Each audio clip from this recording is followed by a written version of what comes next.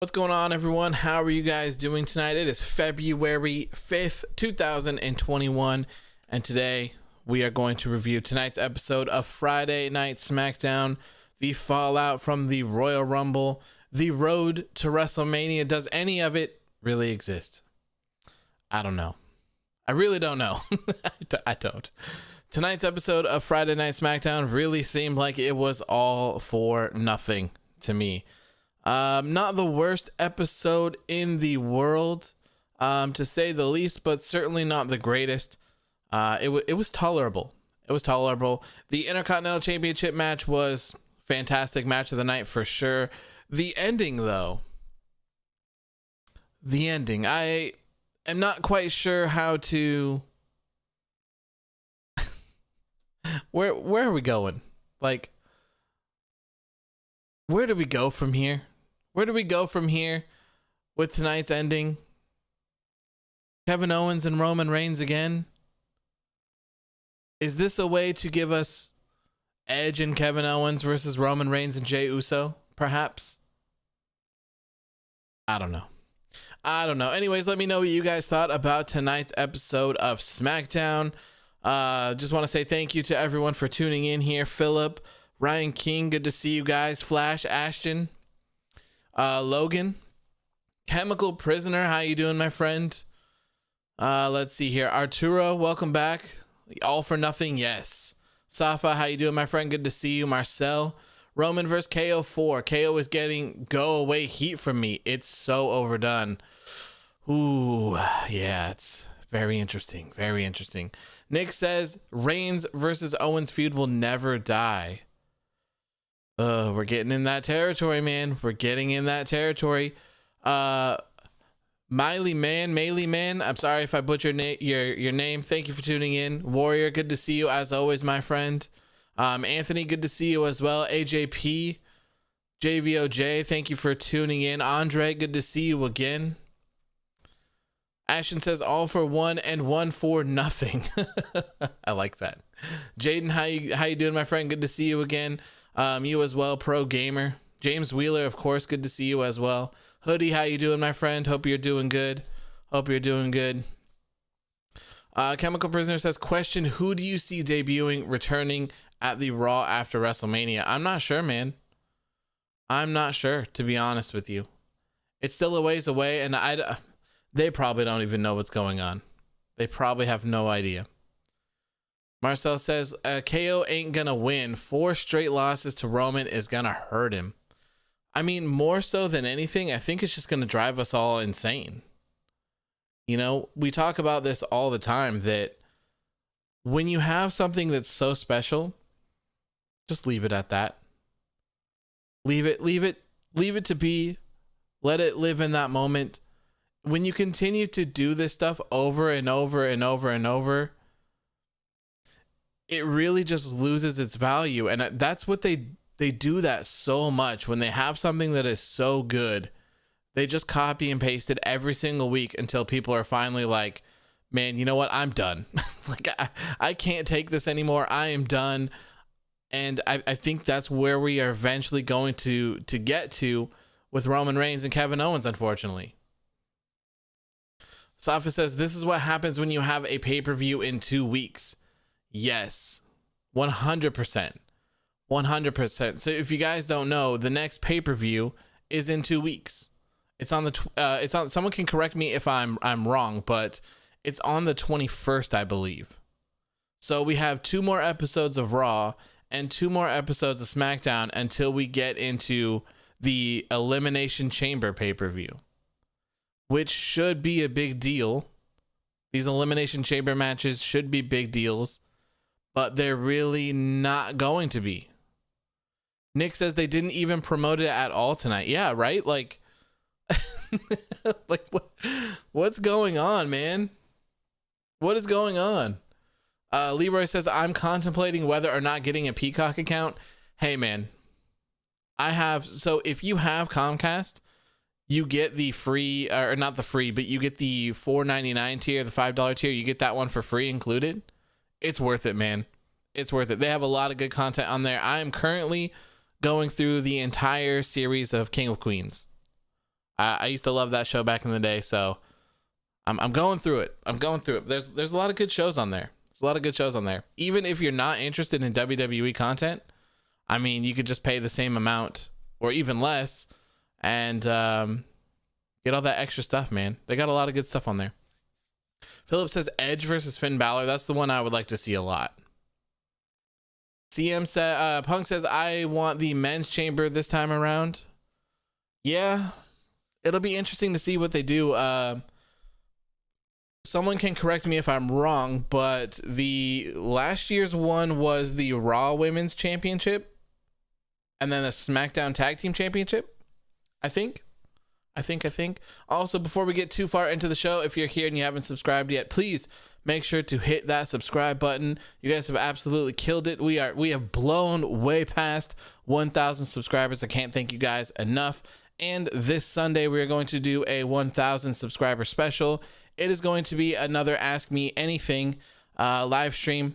It's going to go down around 7 p.m. Pacific Standard Time, 10 p.m. Eastern Standard Time. So hopefully it should be right after the Super Bowl.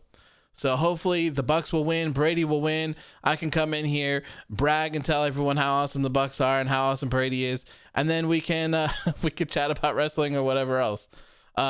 Discord is going to return for that night as well. So if anyone wants to join the Discord, you are more than welcome to, and I will pull you guys in to chat once again. Flash says Saturday or Sunday. It is going to be on Sunday. Sunday. And also, if you haven't already, please make sure to hit that like button. It helps me out a lot, and I really, really appreciate it. We are so close. We are teetering on the edge of that monetization thing that we need here, and then that means that we're one step closer to a face reveal. So much closer. It's gearing up. Coming soon. Okay. All right. Let's see here. Let's get to chat. Pro Gamer says, bring back Aleister Black. I wish, man. I wish. Flash says, I heard you say Saturday. Yeah, Sunday after the Super Bowl. Sunday. Darius says Cesaro re-signed for financial stability. He's not a main event draw. I disagree. I mean, I can't disagree that he did it to re-sign for financial stability, but I do think that Cesaro was definitely capable of being in the main event and a draw. 100%. It all comes down to booking, man. It's just how people are portrayed. It's just how they're booked. I think Cesaro can do it. I really do. And, you know, I see a lot of people faulting Cesaro for re-signing with the company, saying that he's dumb and that he doesn't know what he's doing and yada, yada, yada. But, you know, it is what it is. If he's happy there, then he's happy there. Also, I mean, I don't blame him throwing away the money. You know, I mean, who doesn't want that kind of money? Plus, where else is he going to go? Where else would Cesaro go? To AEW? AEW is packed. AEW is way too packed. They don't need him. I can't see Cesaro going to Impact or anything. Impact is still much, much smaller. So it only makes sense. It only makes sense to stay in WWE. And maybe they promised him something. Tonight looked a little bit promising here. So who knows? But I can't blame him for it. Ashton says it perfectly. He says Cesaro has everything. I think he does too. I would love to see Cesaro win the WWE Championship or the Universal Championship at some point.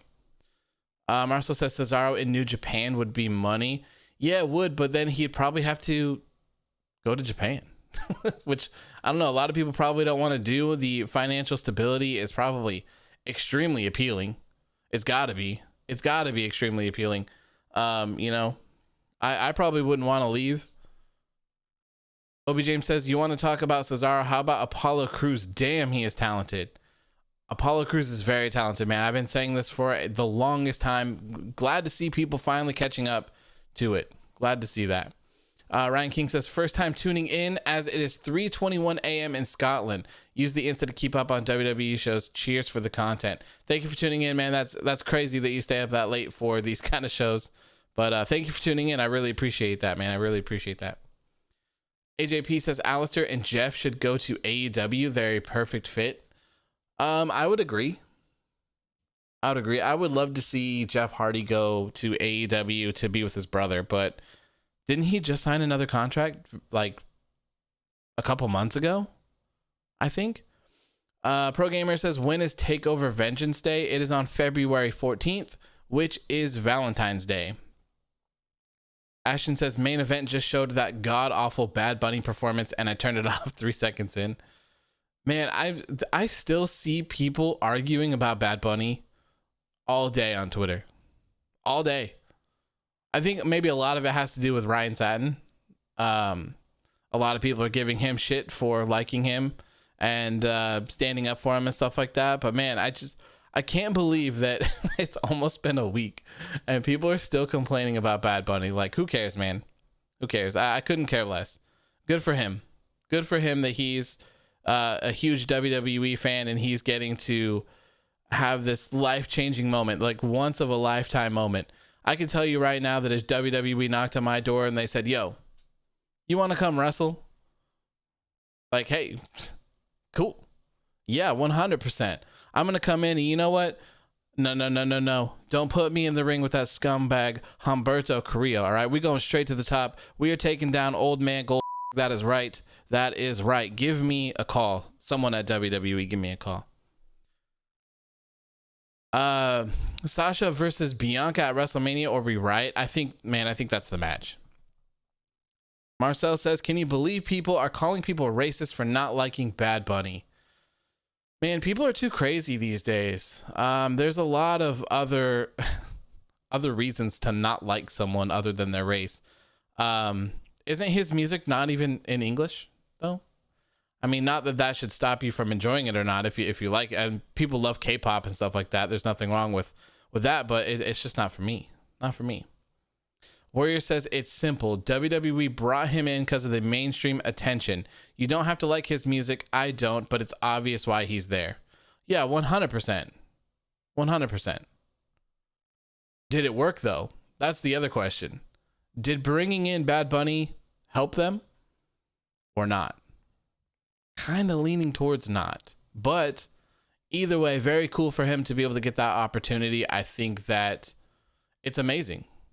It's amazing. I think most people would jump on that opportunity, especially if they're wrestling fans.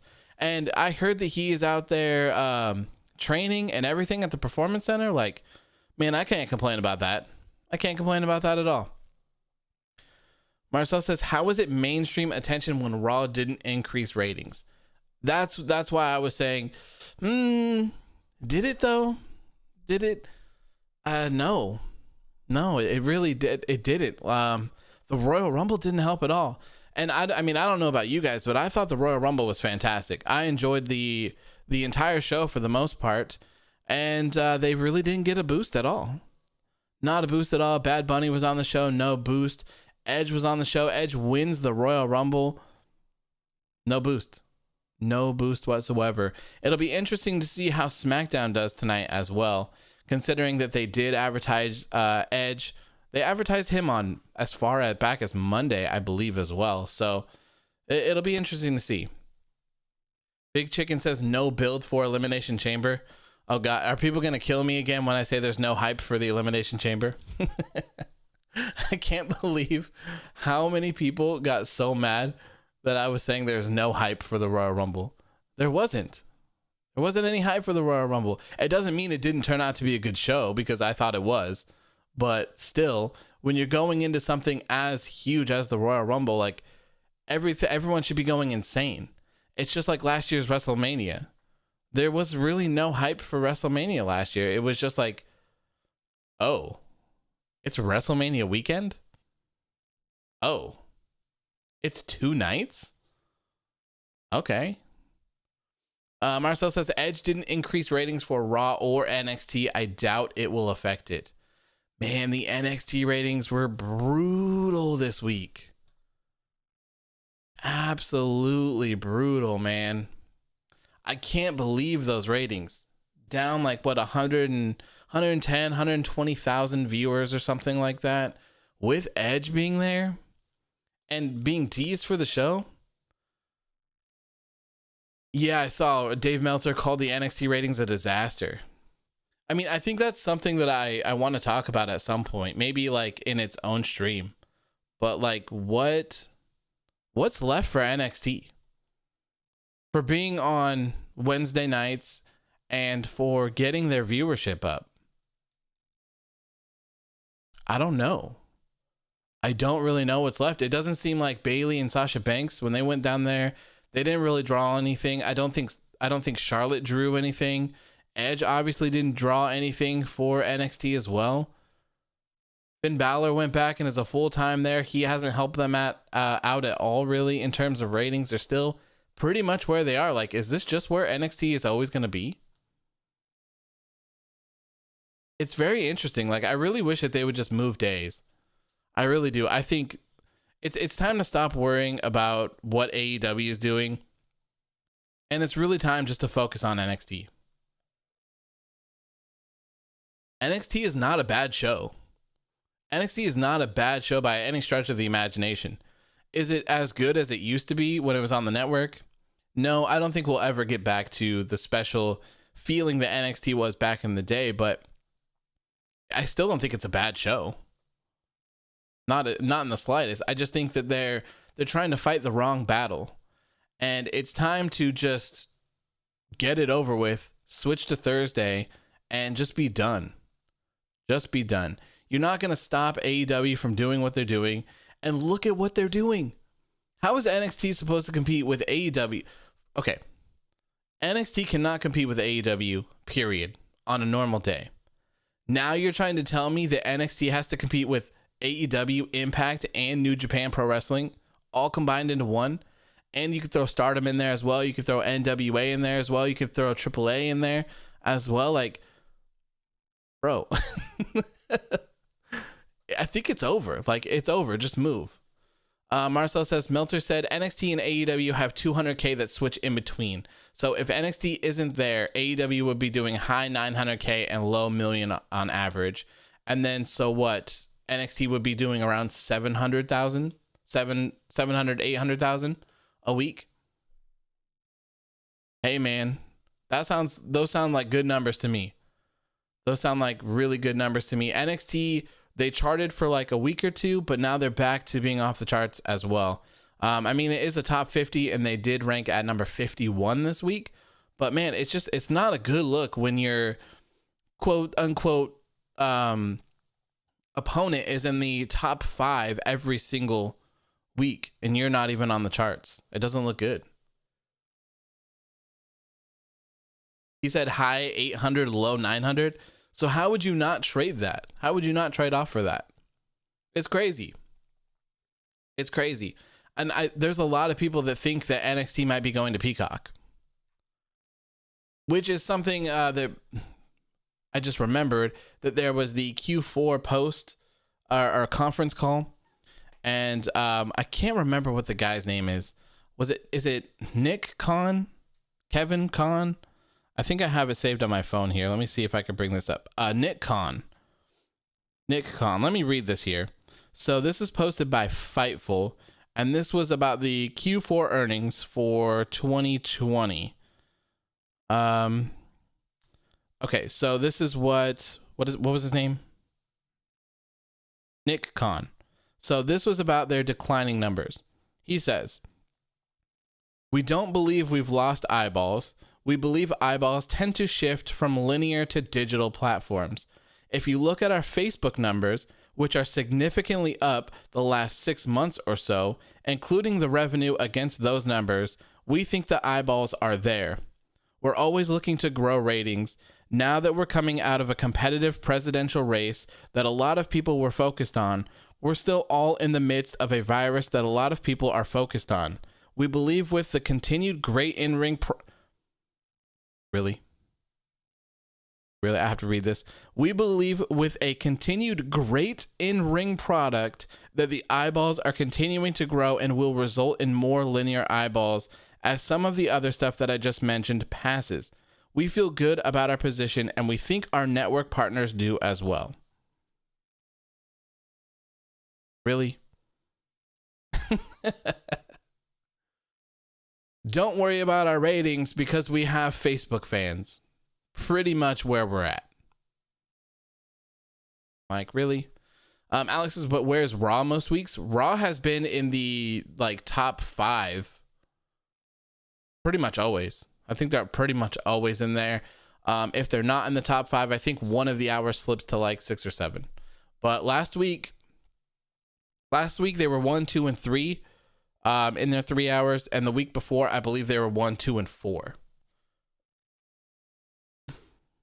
How's it going, Elias? How you doing, my friend? Good to see you.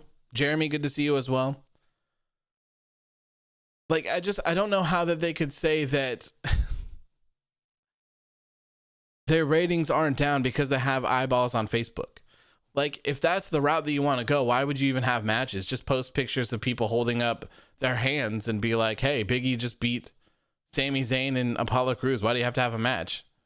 What's the point?"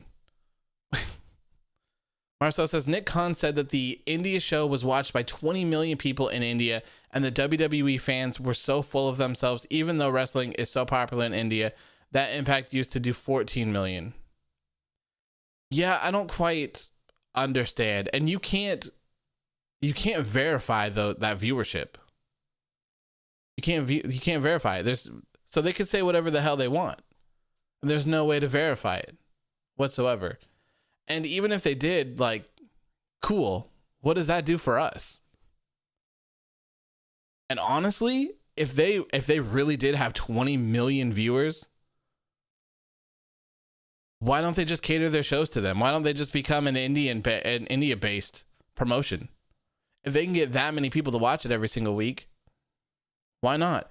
Or even better yet, why not take their shows off of USA and Fox and put them on the network? Why not do that? If you have that many people watching your shows, you can't even... Raw hits 1.8 on average now, 1.7-ish for now. Why not just put it on the network and have 20 million people watch it? I don't know. It doesn't make sense to me. India is not a paid viewership either. Wrestling in India is very popular, probably the popular place for wrestling in the world. Yeah, I mean, I get that, but like, what does that do for us? Like, why do we care how many people watch that show? I don't think it affects anything. Jerry says if they keep wasting Asuka, might as well move the title off of her. Yeah, this run for Asuka has been terrible. Really bad. I saw first. Good evening, AOW. Another okay SmackDown. Nothing new. Pretty much, man. Pretty much. Thank you for tuning in, though. I appreciate it. Good to see you. Anthony says WWE broke their 8K cameras tonight. Really? Where'd you hear that from? That would suck, dude. An 8K camera is probably like 40 grand. Marcel says nothing. Meltzer says India doesn't even count. That's why the YouTube numbers are so high. And I mean, that's the thing with stuff like this as well. When you're doing things online, the India market is not good for any like ads. It doesn't help that much for like for YouTube ads and stuff like that. Ads in other countries like that are not favorable. They pay way, way, way less than someone in the United States and something like that. So who knows how that would even translate? Would 20 million views, Indian views, translate to like the 1.8 American? It'd probably be somewhat similar. Philip says, I hope Carlito get a shot at the United States Championship. That would be great. The lad says, one of the only parts I saw was Owen stunning Reigns, and I was like, seriously? Yeah, it was so confused by that. Popped up out of nowhere. Flash says, Superstar Spectacle just wasn't the prototype for the launch of NXT India. Just that was that. I mean, that makes sense. I like that they're going to do NXT in different countries as well. I think that's great for scouting and getting those other things and getting more eyes on the product and everything as well. The reason why it's so high is because they have 1.3 billion compared to 135 million. USA, that makes sense. Alex says a 30-second commercial for the Super Bowl is 5.5 million this year. That's crazy. That is crazy. That's a lot of money, man. But there's a lot of eyes on the Super Bowl. A lot of eyes. That shriek from Reginald after he got whipped from Bianca's hair was hilarious. Yeah, that was good. I liked that. I still don't think that that segment made much sense in terms of having Carmella and Reginald out there. I don't quite understand what the point was of that, but I guess it is what it is. Alex says, I think it might lead to an Edge KO Christian versus the Bloodline match. I'd be down for that. I'd be way down for that. Carmella was corpsing in that bit, was she? I just love the picture of her where Banks is holding up the SmackDown Women's Championship and then she was just like glaring at her. Who do I think will perform at the Super Bowl? Isn't it The Weeknd? Isn't The Weeknd performing? How's it going, Daryl? No worries, man. We're just chatting still. We'll probably get to the show in just a minute here. I saw first as at this point, let's be honest. Does AEW need any WWE superstar when AEW has shown how to grow their talent? No need for Cesaro. Yeah, and I think there's no room. There's no room. I've been saying it for a couple weeks now. Like AEW is crammed. Like they're filled to the brim. They're overflowing. They really need to get that second show going. They really do, as soon as possible. I'm kind of nervous to see what day it's on, though. Like, is it going to be Thursday? Is this new AEW show going to be on Thursday? They're not going to be on Tuesday because that's when Impact is on and that's when Dark is on. They're both on there.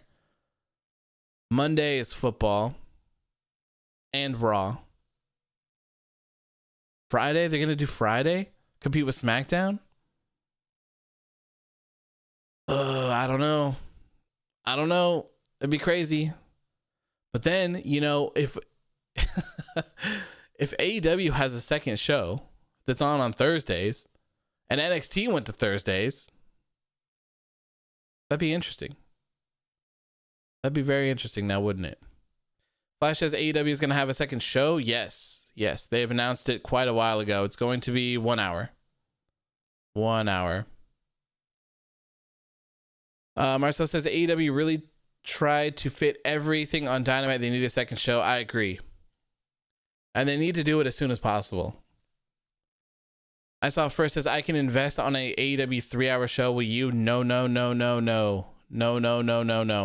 3 hours is way too long for a wrestling show, my friend. Way too long. Even if you have a decent episode of Raw, it still feels like death because it's so long. 2 hours is the sweet spot. So this second show for AEW is going to be 1 hour long. It is not an extension of Dynamite, and it will not air on Wednesday. That's all we know, I think, at this point. Flash says, so AEW will have Dynamite Dark and that other show? Interesting. Yes, 100%. Yep. It's 1 hour long, and they haven't said what day it's going to be on. So that's something to look forward to for AEW. We have a whole nother hour-long show, and we have Trios tag titles coming as well. Trios tag titles. James says Belair's match should main event night 1, and Edge's match should main event night 2. I wouldn't be mad at that. I wouldn't be mad at that at all. That'd be great. Then both of them actually do get to main event WrestleMania, and Bianca Belair versus Sasha Banks is money, man. It's money. I see some people saying that it's too soon because they want Sasha Banks to have a longer reign.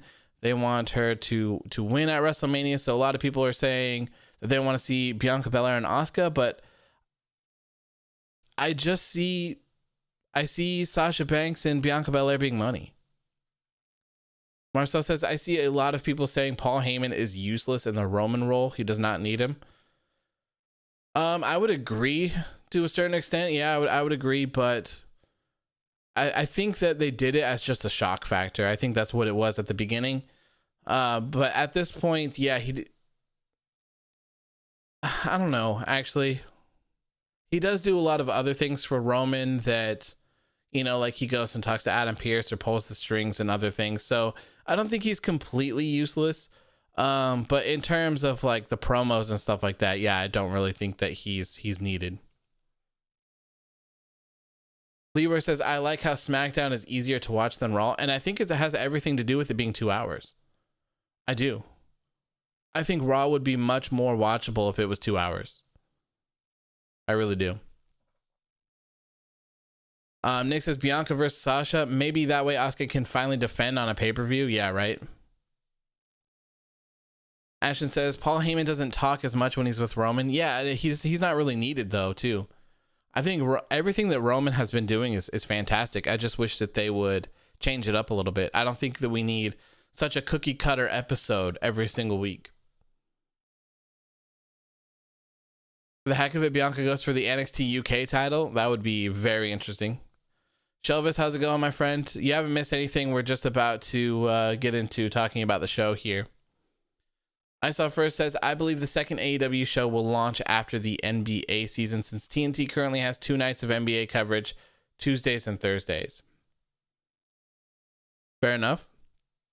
But then what do they do when the NBA returns? They can't just take it away. You know? What if for the new show, AEW brings back Monday Nitro? I'm pretty sure that WWE owns that. And I'm pretty sure that they don't want to be compared to WCW. That would be my guess. Him and Kayla are hilarious together. I see them doing a lot of stuff. Like, people always send me videos and clips from Talking Smack saying that I need to watch it because Paul Heyman and stuff. It's stuff like that they need to put on the shows. If you're having Paul Heyman put people over like Big E or who was the other one? Daniel Bryan and Apollo Crews, I think, or the other ones, you know, put those on the show. Why not put those on the show? That's what people want to see. And if everyone is sharing all of those through social media and stuff, like, that's what you should put on your shows. I don't get it. The show is unscripted as well, so much better. Yeah, I think when these people are allowed to do, like, obviously there's some people that are probably better just to have a scripted promo, right? Like, there's nothing wrong with that. That's fine. But when you have these people who are like Paul Heyman, they should just be able to speak. I'm sure there's a lot of people on the roster that can just speak and be themselves. Like, I think that a lot of people would excel a lot further. I think a lot of more people would connect with the fans.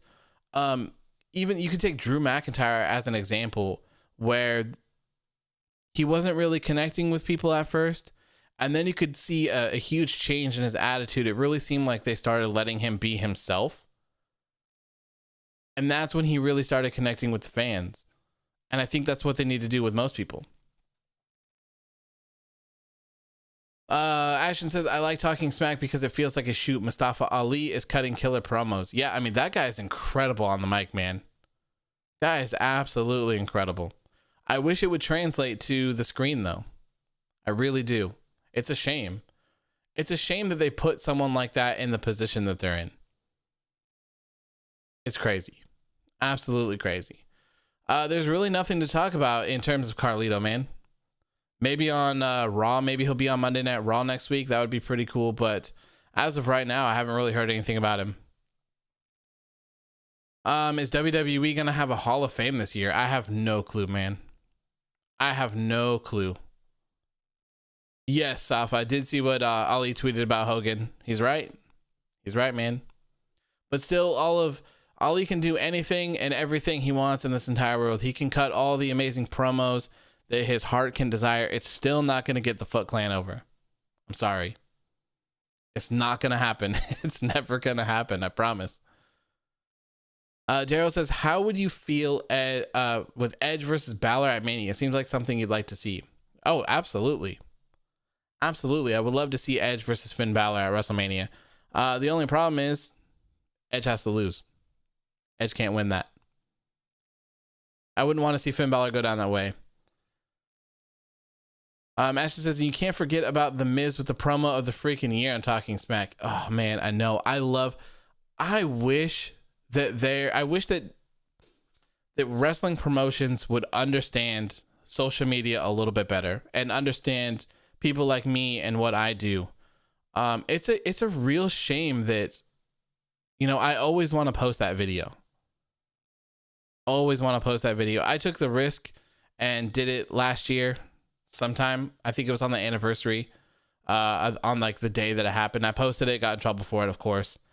And it sucks, man. Like, if they would let us like share their things without spoiling everything, I think that wrestling would probably be a better place. I do.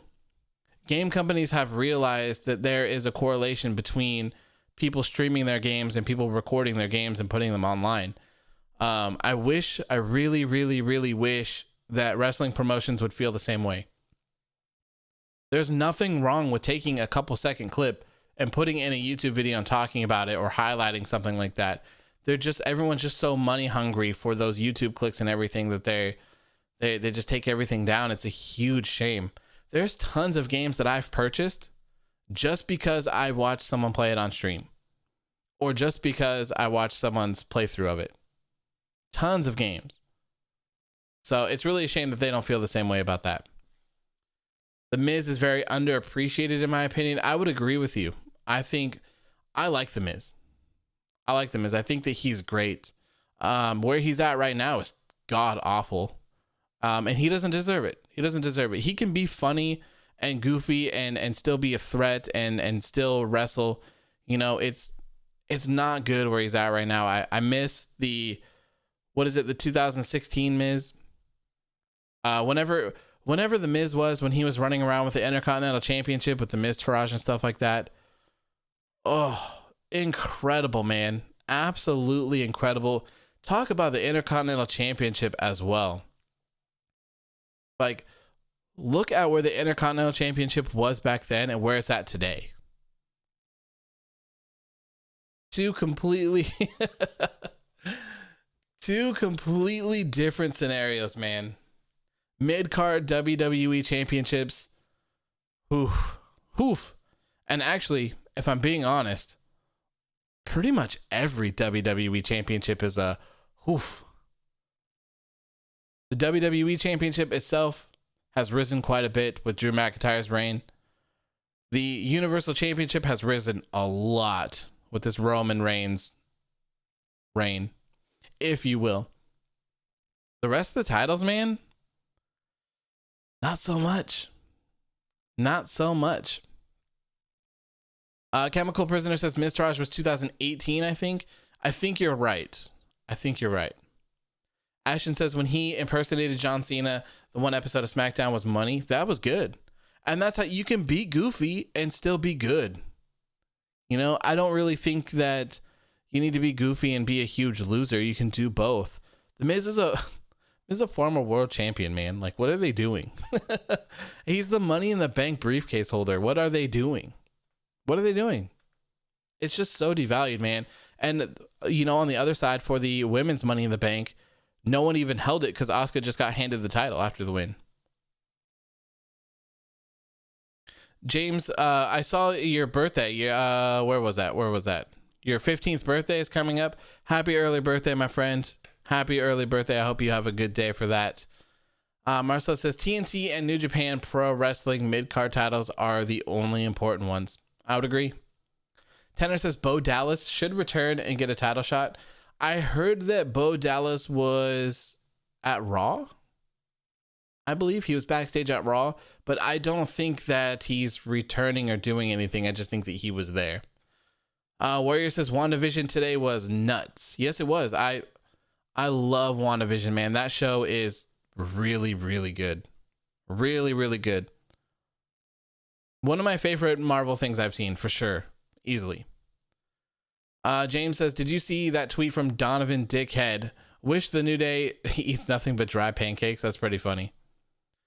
WandaVision episode 5 was insane. Yes. So good. How many episodes are there for WandaVision? Is it 9? WandaVision. How many episodes? Here we go. This is only a list. How many episodes will... Oh, yeah, there we go. That's what I want to search. Episode 6, blah, blah, blah, blah, blah. WandaVision release schedule? Don't we all know that they come out on Friday? Oh, so there's 9. There's 9 episodes of WandaVision. Ooh. Nice. How old is Carlito? Tell you right now. Carlito is 41 years old. Marcel says WandaVision was the least exciting MCU show to me when I looked at it, all the announced ones, but now it's awesome. I agree. Yeah, man, you gotta chill on the spam. You gotta chill on the spam, Philip. I can see him. Safa says hopefully they add 4 more men next week so that the Universal Championship match will be in the Chamber. You think they'll have Roman Reigns defend in the Elimination Chamber? That'd be crazy.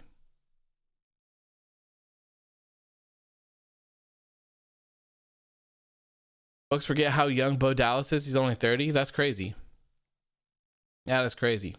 All right, let's get into this show here. We're about 45 minutes in. Let's talk about this show here. Warrior says, I definitely slept on WandaVision, but it's honestly a breath of fresh air in the MCU. Love variety. It's different from the usual action-packed stuff. I couldn't agree more. I'm more of a DC person, personally. Unfortunately, as well. To say the least. But the MCU movies have never really been my favorite, per se. But this show, man, was incredible. Absolutely incredible. If anyone is here and hasn't seen WandaVision, I highly recommend checking it out. It's very, very good. And it's very interesting. Very, very interesting. I like it a lot. All right.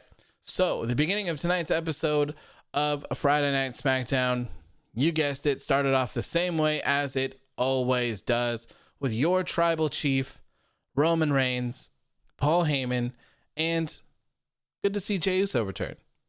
Good to see that all is good with Jey Uso. Good to see. Daryl says, don't say, unfortunately, DC all the way. I mean, we're going to be honest here. We're going to be honest. Justice League was not that good, man. Justice League was not that good. I'm very excited to see the director's cut, the Snyder cut of Justice League.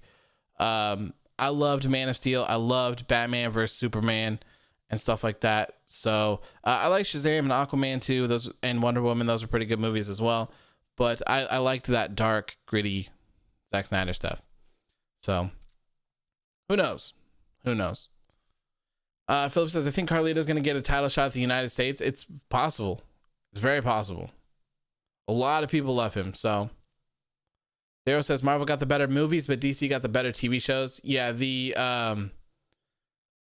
animated shows as well, man. The DC animated movies are so good. So good. The Snyder Cut Joker looked like the new Joker movie. I saw that they teased a picture of it. It'll be very interesting. I cannot wait to see that. I cannot wait to see it, and I hope everyone loves it. And I'm just very curious to see what will happen afterwards. Like, is everyone going to go into like a craze and wish that he's back? And then they'll revive everything. I saw that he's trying to get Ben Affleck to come back for Batman, and he's trying to get him to do his Batman movie with Deathstroke and stuff like that. So crazy. Crazy. Tanner says, what happened to Keith Lee? And Marcel answers it. Sorry. Warrior Nation answers it. Keith Lee has been in quarantine. He either had COVID or came in contact with COVID. Both very likely, because Mia Yim is his girlfriend, and she actually said that she had COVID. So he'll probably be out for maybe another week, or he might actually be back on Monday. I think that's 2 weeks, right? The animated Flashpoint is extraordinary. It is, man. It's so good. It's so good.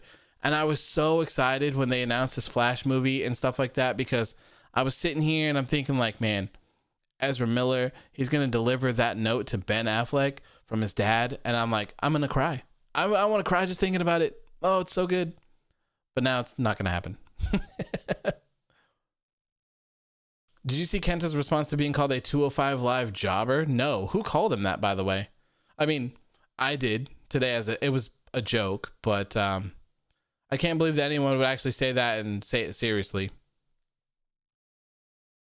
Nick says Asuka and Reigns should defend their titles in the Chamber. I don't think that Reigns should defend his title in the Chamber. I don't think that benefits him in any way at all. I would like to see a number one contenders or something like that. Ashton, did he respond to your post? I would hope not. I would hope not. That would suck. Because I was just joking. Let me see here. Let me go to Kenta's Twitter, which is where I suppose it is.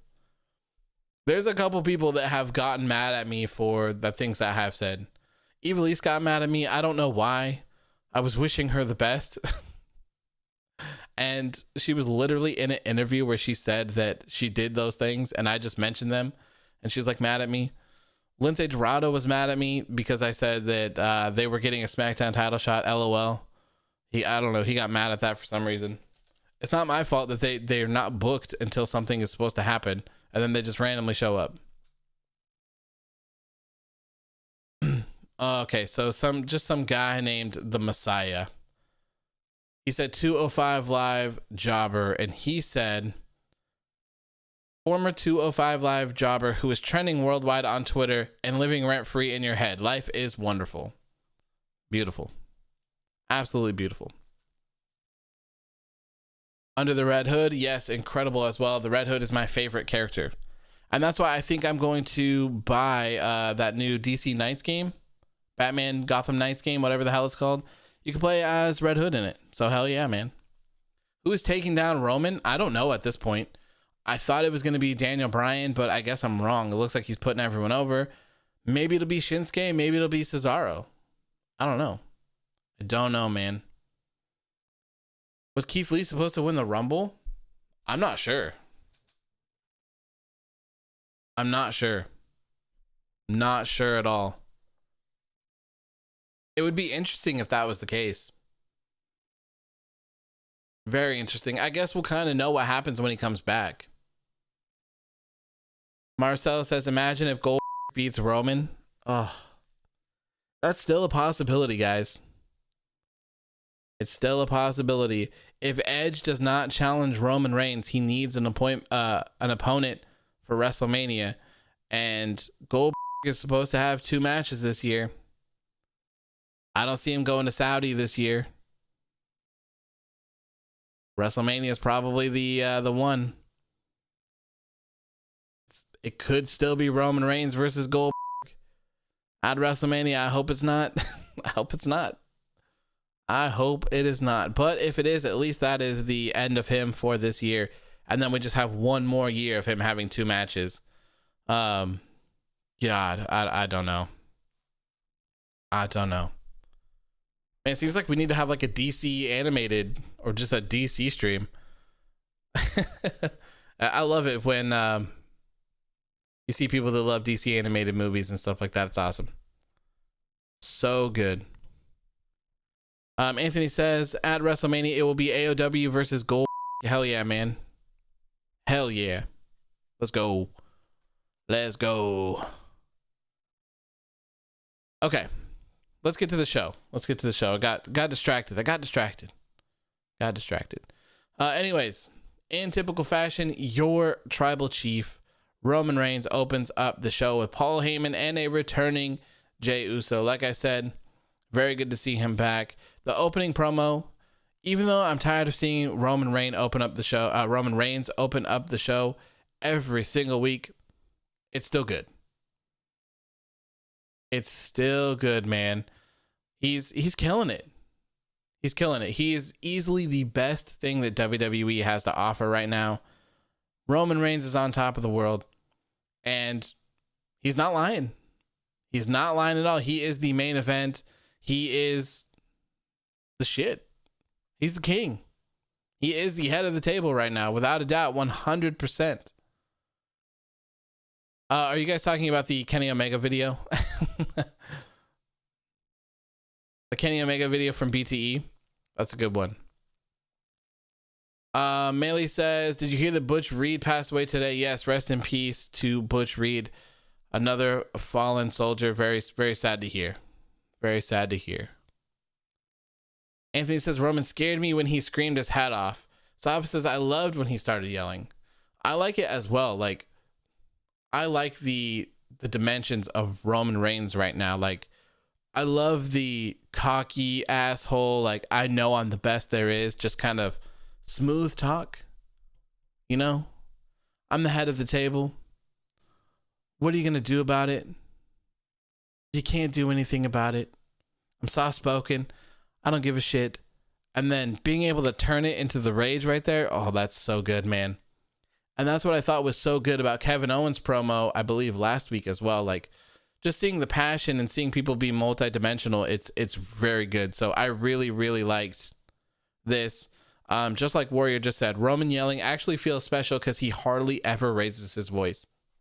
Exactly. I think that's why it makes it so much more special that he's always so cool, calm, and collected. So to see him explode like that is awesome. Absolutely awesome. So during this, he told Edge that he needed to come out and stop wasting his time, and that he was going to give him an ultimatum, and he needed to pick who he was going to face at WrestleMania tonight. No ifs, ands, or buts about it. You need to pick who you were facing at WrestleMania tonight, and then he left. Marcel says, if Roman keeps opening the show for 20 minutes every week, crowds are going to turn on him, I think. Tough to say. For me, I wouldn't turn on him at this point in time, but I do find it very frustrating. I do. I think tonight's show should have been a little bit different. I think that the beginning of tonight's show should have been the Bianca Belair thing, and they should not have done the Carmella stuff involved in it. This is a one-off special moment that you can only have once a year. This is a huge win for Bianca Belair. People have been talking about it forever. She's like being interviewed by people. Her parents are being interviewed on the news, I believe. So That's how I would have started off the show, really hot like that. And then I would have started the whole Roman and Edge thing when Edge came into the building. So kind of just, you could take this segment, but move it out later. Then the first time we would see Roman would be that segment where Paul Heyman told him that Edge was in the building. After that, I would have had Reigns come out later in the show, did the promo that he did, called out Edge, have Edge come out, and I would have ran it that way. That's how I would have done it. And I certainly would have not inserted Kevin Owens in it. Certainly would not. Ashton says, did you hear about that Parker Bordeaux guy who apparently signed with WWE? He looks like a young Brock Lesnar. Yeah, that guy's been going around for a couple weeks now. That guy is huge. He is huge. He's very massive. Yeah, I believe he signed with WWE, and I believe that Sean Ross Sapp was saying that he's there training with them and all of that stuff. But he also said that he's very far away from being in-ring ready. So, but yeah, man, that guy's probably going to be huge when he makes his WWE debut. I also said, I think it was my fiance that told me that he's been hanging out with Eva Marie, so maybe they're going to be a pair at some point.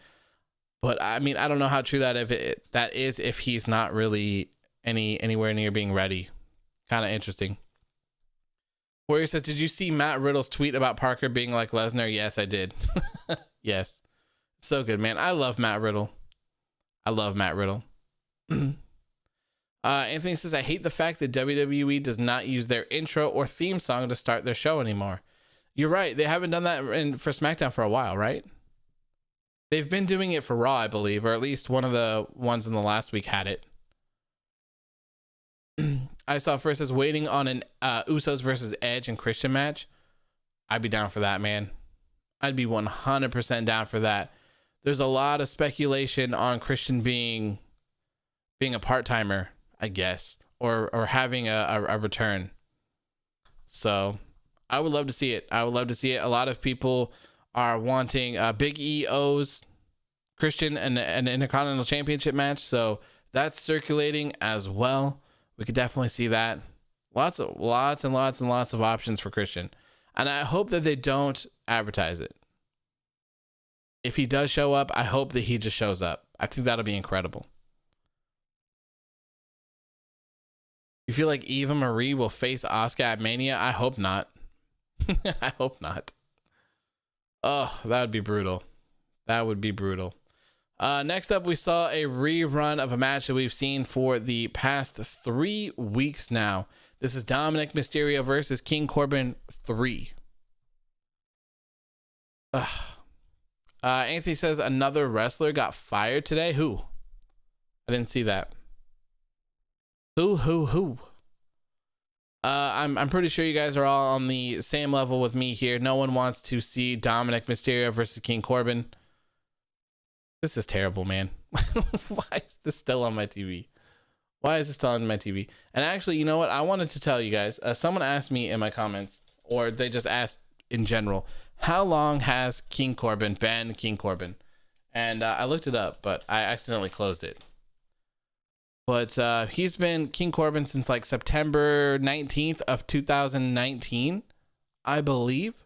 Let me double check that though before. Come on. Matches. King of the Ring. Okay, so Baron Corbin defeated Chad Gable in a 19-minute and 10-second match, by the way. Oof, incredible.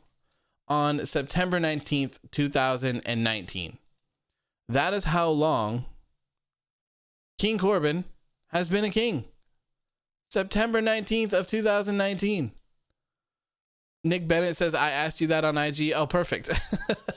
Perfect. Over a year and counting, yes. Why so long? Why? Just get rid of it, please. Just make this man's the lone wolf once again. I think that will change. I think that would make a lot of people actually be somewhat interested in anything that he does.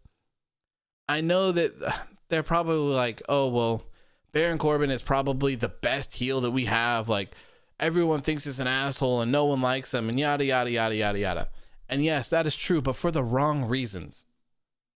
For the wrong reasons. This is the whole Shane McMahon thing all over again. Like, Baron Corbin has go away heat pretty much. We don't want to see him. His feuds last way too long. Everything that, all the stories and everything that he's involved in is just so boring. Like, come on. Come on. I think Baron Corbin needs a vacation as well. Let's give Baron Corbin like 2 months off. All right, let this man's go hang out at the beach. Let him put his toes in the sand and sit there with his luxury watches and cook some steaks on the beach. Like, get this man off of my TV, for the love of God. Mark says Lars got let go earlier this week. Yes, I saw that one. Ashton is saying Steve Cutler. Yeah, I posted that one yesterday. So you mean yesterday? Which is still bullshit, by the way. But, well, I guess we'll talk about that when that actually comes up. Ashton says, bring back the Lone Wolf. Yeah, like, get this guy off of TV for a month or two. Get away from this whole King crap. It's absolute garbage. And have him just come back as the Lone Wolf. The music is flames. He can actually be a good heel and just not be annoying as hell. Like, I just don't want to watch him on my TV, and I don't think that that's a good heel quality. I don't think that's what you want on your show. You want a good heel? Look no further than Roman Reigns. Not bad. Not bad. Marcel says, you should watch this video about Heat versus Go Away Heat in wrestling. They compare MJF as Heat versus Corbin as Go Away Heat. I don't think you could say it any better than that. It's so bad. Marcel says, Cutler is released for having a New Year's Eve untested party. I saw that Deanna was talking a lot of shit on Twitter for that. Hopefully he does well wherever he goes. He does have a 90-day no compete clause, so we'll see. And maybe now that Blake is by himself, Wesley Blake, maybe they'll pair him up with Buddy Murphy. I don't know. Have some tag teams. We need some tag teams, for the love of God. Can we have some tag teams? Some actual tag teams? Ooh, okay. What is next here? What is next? Cesaro versus Daniel Bryan. This was a very short match, but a very good one, if you ask me. And let's see if they actually have this up yet, so I can see how long it was, because it was pretty short. No, they do not have SmackDown up yet, unfortunately. So I'm not sure how long this match was, but it was pretty short. Marcel says 4 minutes. 4 minutes. So yeah, I mean, not bad for a 4-minute match. I would have liked to see more. They certainly could have cut Hulk Hogan out of tonight's show. Why he was there. Plus, that was like, that segment was so weird. So weird. Like, it wasn't even what I thought it was. James says, your laugh is genuine, just like Sasha Banks' laugh. That's what mine sounds like. Oh, I hated that. I hated that tonight. Those two laughs. Shane says, how did Cesaro's head start bleeding? I'm not sure, man. I'm not sure. I must have missed it. I saw his, when I looked back over to look at the show, or looked back up, I saw the blood on his head. So I don't know. Maybe someone else here is aware of the reason why that happened, but I'm not quite sure. Anyways, this made Cesaro look great. He beat Daniel Bryan in a sharpshooter, made him tap out. So this is fantastic. Push Cesaro to the moon. Push him to the moon, please and thank you. We are well overdue for a Cesaro main event run.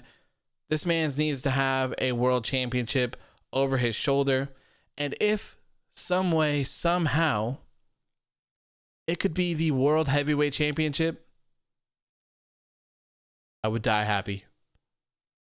I would die happy. I think that Cesaro paired with the World Heavyweight Championship would be beautiful. A thing of beauty. A masterpiece. I would really, really, really love to see it. And I think I know how we can get there. So, Edge wants back what he never lost, right? So a lot of people want Edge to win the WWE Championship and then turn it into the World Heavyweight Championship. There you go. They'd be on different brands, so you would somehow have to get Cesaro over to Raw. I think it's very possible. I think it's very possible to do such a thing. Have Edge put over Cesaro. You'll love to see it. Man, I'm gonna have to make a Photoshop picture of Cesaro holding the World Heavyweight Championship, or maybe even just exists online. I'm gonna have to look for that and post it because I think we need it. We need it right now. Ashton says no. It's to the moon. Let's see here. The Hogan stuff was so pointless. I've saw more relevant things in the bottom of a toilet. Ouch. Andre says there will be a shakeup after Mania ? Actually, yeah, there you go. That's how you get him over there. Oh, actually, I couldn't agree more, man. Shinsuke Nakamura should have beaten AJ Styles for the title when he had his heel run. 100%. No speak English. Shinsuke Nakamura was incredible. Although I could have gone without all of the low blows. Could have gone without those. But man, I loved it. I really think he should have won the title there. I really do. That was a huge missed opportunity. I have no idea why they didn't pull the trigger on that. Cesaro and Bryan as a tag team. I want to see Cesaro stay on his own. And I want to see Cesaro in the main event scene. I don't want to see him in another tag. And I'm not quite sure what's going on with Daniel Bryan.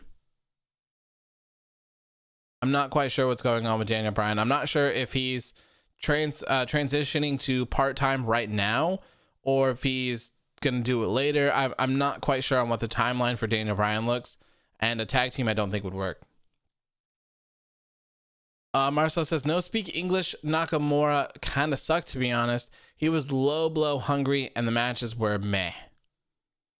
Yeah, see, if you would have taken the no speak English promos, gimmicks, that whole thing, reduced the low blows a lot, the pinchasas, if I remember correctly what everyone was calling them, and just had good old-fashioned AJ Styles and Shinsuke Nakamura matches, I think it would have been incredible. A huge missed opportunity. How you could have something of that caliber and not execute on it is crazy. Absolutely crazy. And if I remember correctly, I think they ran it into the ground, didn't they? They had like 3 or 4 matches back to back. Also a huge shame. No speak English. Nakamura delivered some of my favorite promos. Marcel says AJ versus Naka in New Japan was money. WWE ruined it. Yeah, that's typical fashion, right? Doing what they do best. So anyways, after this match here, after Cesaro got the win, he went over to the corner and Daniel Bryan was down in the corner. He reached out his fist for a fist bump and Daniel Bryan fist bumped him. So hopefully this is the start of a face turn for Cesaro. Now that we found out that he's probably signed a new contract. And if he has not signed a new contract, they have made a verbal agreement. So hopefully everything is good for Cesaro right now. If you didn't see my post earlier here, where was that? Let me see here. So this came from Dave Meltzer, who said that he believes that WWE and Cesaro have come to terms on a deal. Not sure if it's written or verbal. He also says that Cesaro was the actual person who was going to get the babyface turn and get screwed by Roman Reigns in the gauntlet match. But because his contract expired around WrestleMania and a new agreement hadn't been put in place yet, that position ended up going to Shinsuke Nakamura. Also interestingly enough, he revealed that Daniel Bryan was the creative mind behind the gauntlet match, and he's also the one that fought for Cesaro to get the babyface push there. So, gotta love Daniel Bryan, man. Gotta love Daniel Bryan. He seems like he genuinely loves the business, and he genuinely wants to put people over. So, you love it. WWE killing dream matches since 2017. Yeah, it's rough. Anthony says, can we do something when someone gets a leg injury like Ray did tonight? Can we say that they stubbed their toe? Rey Mysterio injured his leg tonight? Am I missing something?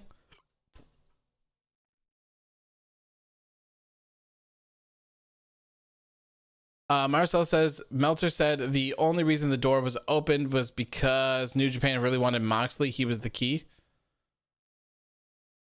I mean, that's crazy. I don't blame them. I don't blame them. Tony Khan says that Moxley is their greatest asset, I believe. So I don't blame him. It'll be interesting to see that Kenta match then. I mean, I would assume that Kenta is going to beat Jon Moxley. And a lot of people say that the match is already recorded. So it'll be interesting to see what they do with him afterwards. Very interesting. Yeah, gotta love. Oh, Andre said it was kayfabe, just part of the show. Oh, okay. I must not have heard that. Miley says, did Braun Strowman show up at all this week? If not, then why? No, he did not. He did not. He was on last week's episode of SmackDown. So was AJ Styles. And they were both in the Rumble. And then neither of them were on Raw or SmackDown this week. Marcel says, can you imagine an AEW Moxley versus the Tribal Chief Roman Reigns money? That'd be a good one. That would be a real good one. It's really a shame that there won't ever be any sort of WWE cross promotion stuff happening. I don't think it'll ever happen. Even when Vince passes away, I'm not quite sure that Triple H would be the person to do such a thing. They acquired Evolve and all sorts of stuff like that. So I'm not sure. James Wheeler says Randy Orton versus Goldberg. I don't know, like at WrestleMania? Is that what you're saying? I don't think that would be the case because Randy Orton's probably going to be facing The Fiend. That would be my guess. All right, what is up next here? Bianca Belair, we saw her in a backstage promo. She said she would be making her WrestleMania decision very soon. Very soon. Safa says never say never. I mean, yeah, you're absolutely right. Never say never, but it's just WWE, man. I just don't know.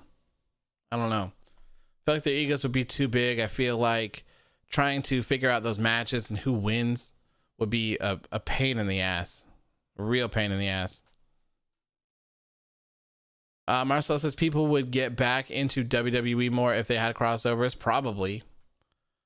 I really think that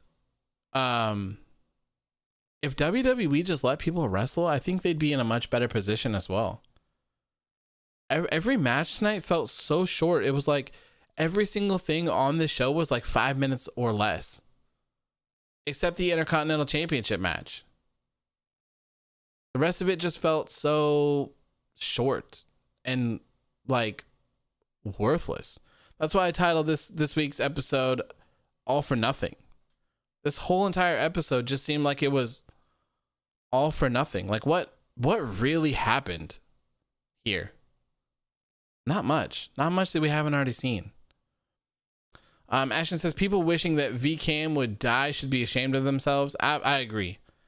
You should never wish any harm or ill will on anyone whatsoever. Period. Should always be the bigger person, and I would never wish that upon anyone, ever. I don't get how people can wish death upon people on the internet for people that they don't even know. It's just the internet's a weird place. Very weird. Marcel says, see, the excuse the fans say about that is long matches for the pay-per-view, but like, why? You have a stacked roster. And I mean, this is wrestling, right? Sure, you can have your balance between wrestling and entertainment, but have your entertainment be more interesting and to the point, and have your matches be more interesting and longer. Marcel says apparently the Attitude Era had terrible booking too. No DQ, no contest all the time. Yeah, I mean, I remember there being a lot of hokey stuff going on back then, but everyone else was just larger than life back then. There were stars, there were huge moments, and it doesn't really feel like there's stars or huge moments. Just tough guys behind keyboards. Pretty much, man. Mark says WWE needs to go to the Attitude. I don't think that they need to go back to the Attitude Era. I don't think that would fix anything. There's a lot of terrible things that happen in the Attitude Era. Tons. I think it's just people get caught up in like nostalgia and think that the Attitude Era was perfect, because it certainly was not perfect. I went back and watched a couple things not too long ago, and there was a lot of things that I saw that I was like, first of all, this would not fly in today's world. Like, period. This would not fly in today's world. The world would explode if something like this happened on TV today. Second of all, there's a lot of weird hokey stuff that happens on the shows, but you have those moments that are huge. You have those stars that are huge as well, and they really just don't have that right now. They really don't have it. Thank God there were no DQ matches tonight. No, but there was interference and stuff like that, which is same thing.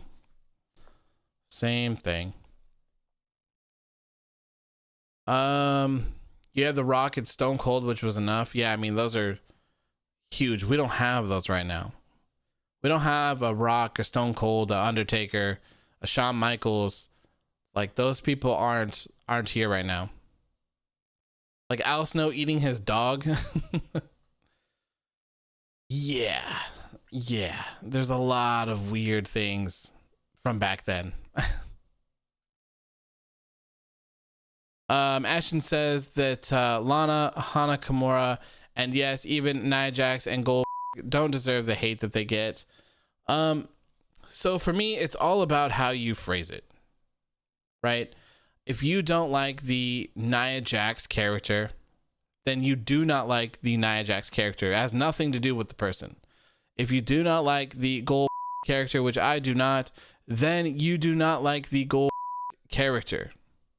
Nothing against Bill Gold himself, but it's the characters that I don't like. You can say what you want. Well, I mean, you cannot say what you want, because you can still cross the line, but keeping it in tune with the character, I think, is fine. But when you go out of that realm of talking about the character and wishing ill will on the actual person, I think that's too far. Wishing that people get hurt, lose their jobs, get sick, all sorts of things like that is just disgusting. And I don't think anyone should be doing that. I saw first as NBC allow the Attitude Era get canceled. Oh yeah, definitely not. Definitely not. Marcel, yes, I've seen all of Breaking Bad and the movie. I've seen it all. James says, I sometimes don't like it when WWE puts an unannounced matches on the card for Raw and SmackDown. Makes me worry they will overlap. What do you mean? I don't think I quite understand. Andre says, because they can't build stars nowadays. From an athletic standpoint, this generation is better than the previous generation. For sure. I think that I would agree that this is probably the best roster that WWE has ever had in their lives in terms of talent. It's just a shame that they don't book them that way, because I think you could have your Rock and Austin and Shawn Michaels and Undertaker. I think that you could have them. They just don't. And I'm not sure if they just don't want to do it, if they can't remember how to do it, or this could be the more likely one, they don't want to do it because they don't want people to leave. I think that could be the case. They lost The Rock to Hollywood. They lost John Cena to Hollywood as well. I have heard that people are knocking on the doors of Roman Reigns, Charlotte Flair, and Becky Lynch in Hollywood as well to get them to go film movies. So I think that might be the case. I think that they might be scared to have these people transcend the wrestling world and go and do other things. But I think that's the natural progression of all of this, right? And as long as you treat them well and they do what they do the best and they have a passion for the business, I don't think it hurts to have someone go film a movie and then come back, especially if they're still going to be working full time. Like, if you need someone like Roman Reigns to take 4 or 5 months off to go film a movie and become a superstar, like an actual superstar, and then come back, like, you should have the people that can fill those roles. That's just my opinion, though. That's just my opinion. Roman Reigns is Heisenberg. I mean, I don't know. I don't really get the comparisons personally. Marcel says WWE could give you 4 stars match every episode, but they give us Corbin. Yeah, they could. And they could. I don't think anyone's complaining. Like, there needs to be that balance between wrestling and the entertainment part. I have no problem with the entertainment part of WWE, the soap opera-y stuff, the cheesy stuff. I don't mind it. I just think it needs to be meaningful. It needs to lead to something. It needs to tell a story, and everything is just so jumbled together. Everything is so rushed. It's last minute. None of it makes any sense. That it's just so frustrating. It's so frustrating. That's why I think, like, none of this means anything. None of this means absolutely anything. And we're going to get to that a little bit more here in just a minute as well, because we just had a match between Bayley and Ruby Riott that was probably 2 minutes long, and I still don't get it. Was this to set up Bayley and Billie Kay? I don't know. It's stuff like this that I don't understand, that it's not really, it doesn't seem worth anything.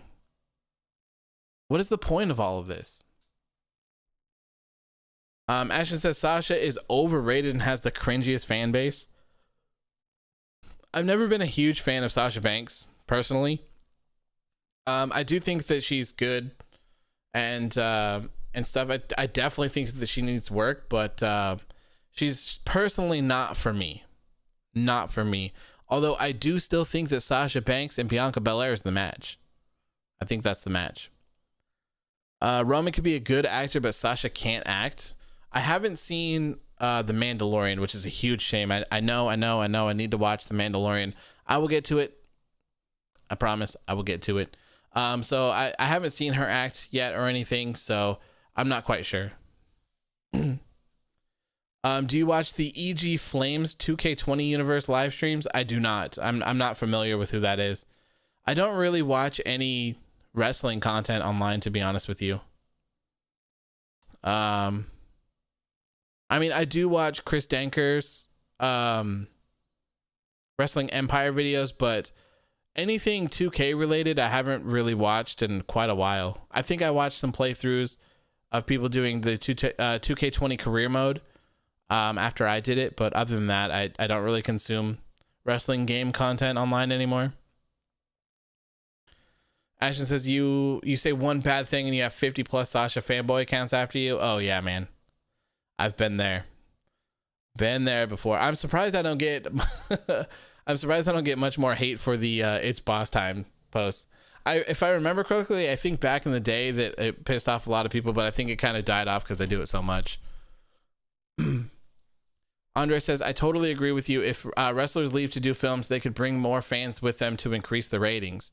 Yeah, like, isn't that what this is all about? Right?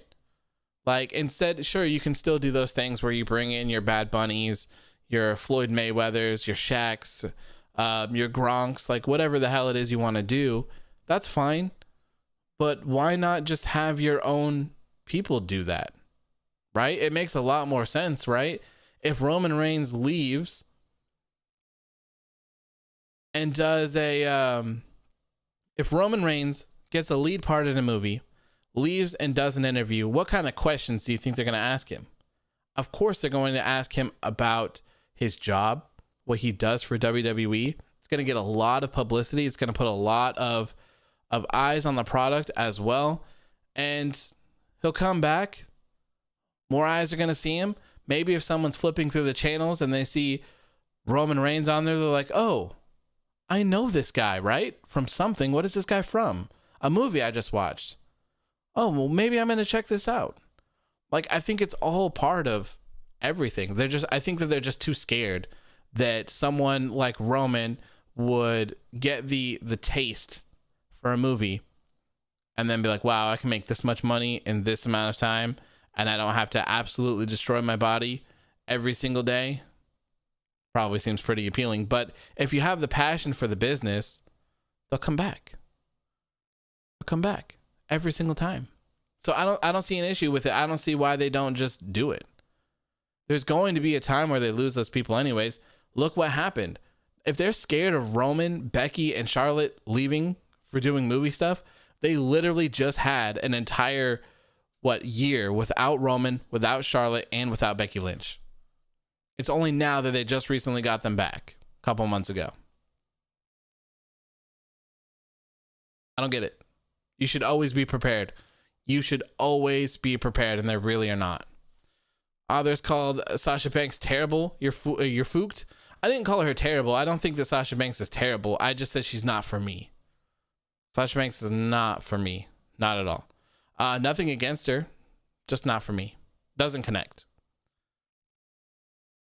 Anthony says, why can't The Miz go to Hollywood instead of John Cena? Marcel says he's a terrible actor. I don't know. I've never seen any sort of Marine movie or anything like that. Marcel says John Cena was mainstream even before the movies. And I just think it helps. Like when you have people that are that popular, let them go. Let them go do other things. John Cena's always ready to come back. The guy's just busy as hell. So I think it's going to happen. Anyways, next up, we saw Bianca Belair come out to the ring. And I really don't understand what the whole entire point of this was. At least with the, of course, I wanted to see Bianca Belair tonight. Of course. But to see Carmella and Reginald in this didn't really make any sense. Any sense at all. Andre says, Boss Time is a legend. Wait for it, Dairy. Good one. Nice little play on my GIF as well. Ashton says, Sasha's a great wrestler. I just think she gets too much hype. Yeah, I don't think she's a bad wrestler or anything. She just doesn't click with me. Same thing with Mia Yim. Mia Yim has never clicked with me as a wrestler. It's just one of those personal things, you know, like you have those people that you just absolutely love and connect with. And then you have the people that you just don't like.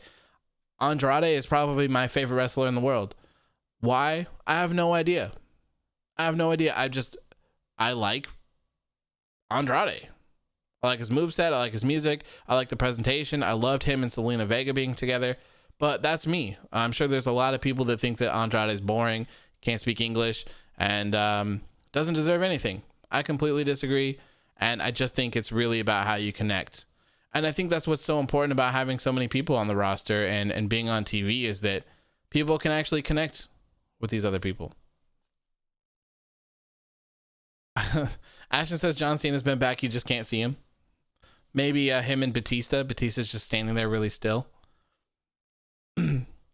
I saw it first says every wrestler and writer who left WWE all say the same thing. Vince is stuck with his hunky-dory 80s mentality. Oh God, the repo man. That mentality is what keeps them from evolving. I could see it. I really could. I think that Vince is the problem for sure. I could definitely see it. I'm not sure if I'll ever see him step down.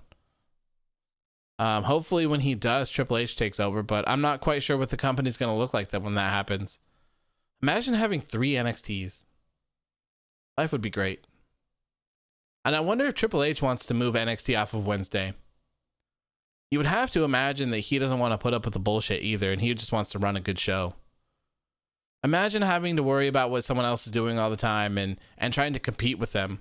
I would much rather just kind of chill, do my own thing, set my own path, and not someone breathing down my throat all the time about ratings and trying to get them up and being like, hey, I know you have plans for this, but guess what? Edge needs to be on your show because we need more viewers and Beach Break is going on.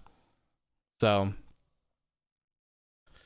Triple H has AEW in his head. You think so? Think so? I don't know. It'll be interesting. It'll be very interesting to see. Ashton says, I bet you that Vince is going to pass away sitting in his office. That's what I would think. I mean, if he doesn't feel that he's too out of touch now to run it, then we're probably doomed. Probably doomed until that day comes. It is going to be a crazy day when that day comes, though. Of course, it'll be very sad to hear about the passing of Vince McMahon when that does happen. Like we were talking about earlier, I'd never wish that upon anyone. No matter how bad Raw or SmackDown get, I would never wish that upon anyone. So it will be a sad day, but it will be a crazy day. Like, to have a WWE not controlled by Vince McMahon, even if he steps down and just puts Triple H in charge or puts Shane McMahon in charge, even that's going to be a crazy day. Just hearing that WWE is not controlled by Vince McMahon would be insane. Absolutely insane. I saw first says NXT needs to roll a tank to the offices of AEW. Oh God. Mally says, other than surgery, do you think the reason why Andrade has been off TV for a while is because Zelina Vega got released? I'm not sure, to be honest. I'm not sure. I haven't seen much from him, so I'm not quite sure how we felt about that or how their relationship is together. I'm not sure. I'm not sure, to be honest. I have heard that when Andrade comes back, he's supposed to be pushed to the moon. So maybe that's Drew McIntyre's challenger right there for the WWE Championship. If Andrade were to challenge Drew McIntyre for the WWE Championship at WrestleMania and beat him, I might shed a thug tear. That'd be incredible. Absolutely incredible. Your Insta feed will be filled with Vince. Oh, 100%. That would be a crazy sad day. Absolutely sad. Push to the moon. I'll believe it when I see it. I know, man. Wishful thinking. He's my favorite, right? I wish for him to be pushed to the moon. But probably never happen. One day, Andrade will hold the WWE Championship and everyone will rejoice. Everyone will be going crazy. The world will be giving him a standing ovation. It'll be beautiful.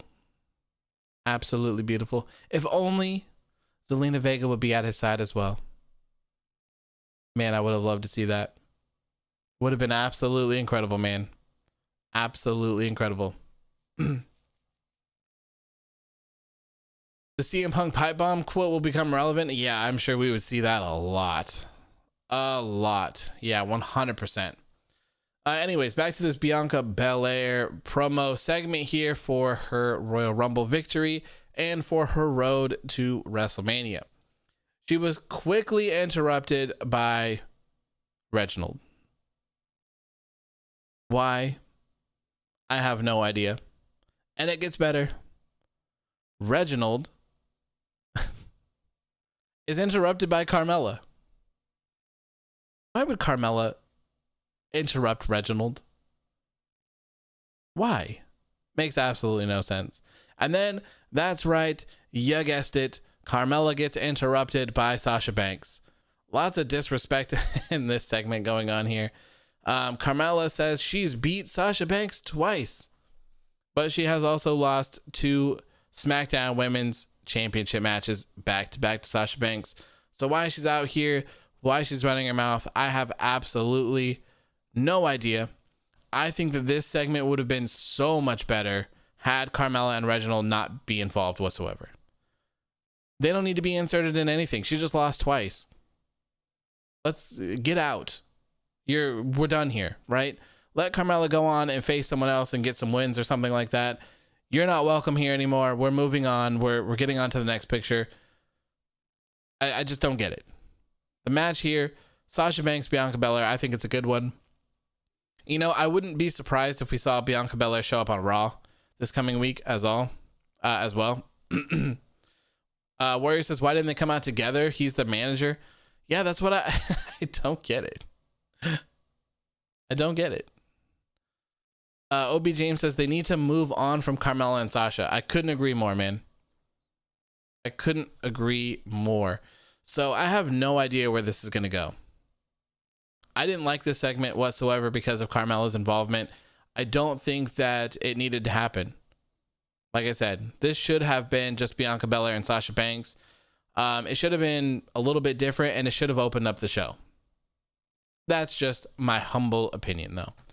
I still think that Bianca Belair and Sasha Banks is a main event worthy match at one night of the WrestleMania this year. I really think so. Like I was saying earlier, I'm not sure I can't remember how much we talked about it, but some people are saying that Sasha Banks and Bianca Belair should be saved for SummerSlam. A lot of people want Sasha Banks to have a longer reign and stuff like that. I mean, I can see it. A lot of people want Sasha Banks to actually have a win at WrestleMania. I can see it. I totally agree. But man, the appeal of Sasha Banks and Bianca Belair at WrestleMania is very high for me. And what's the alternative? Bianca Belair versus Asuka? Like, I'm sure it'd be a good match, but like, why? That doesn't appeal to me very much. Now, what does appeal to me a lot is Bianca Belair going to NXT and challenging Io Shirai for the NXT Championship. The story being that Bianca Belair, that the NXT Women's Championship, she wasn't able to capture it. It's the one that got away. The one that got away. She can't challenge for the NXT Championship anymore. She's on SmackDown. So this is her one and only opportunity to challenge Io Shirai for the NXT Championship and claim what she never got. I think this would be an incredible story to tell.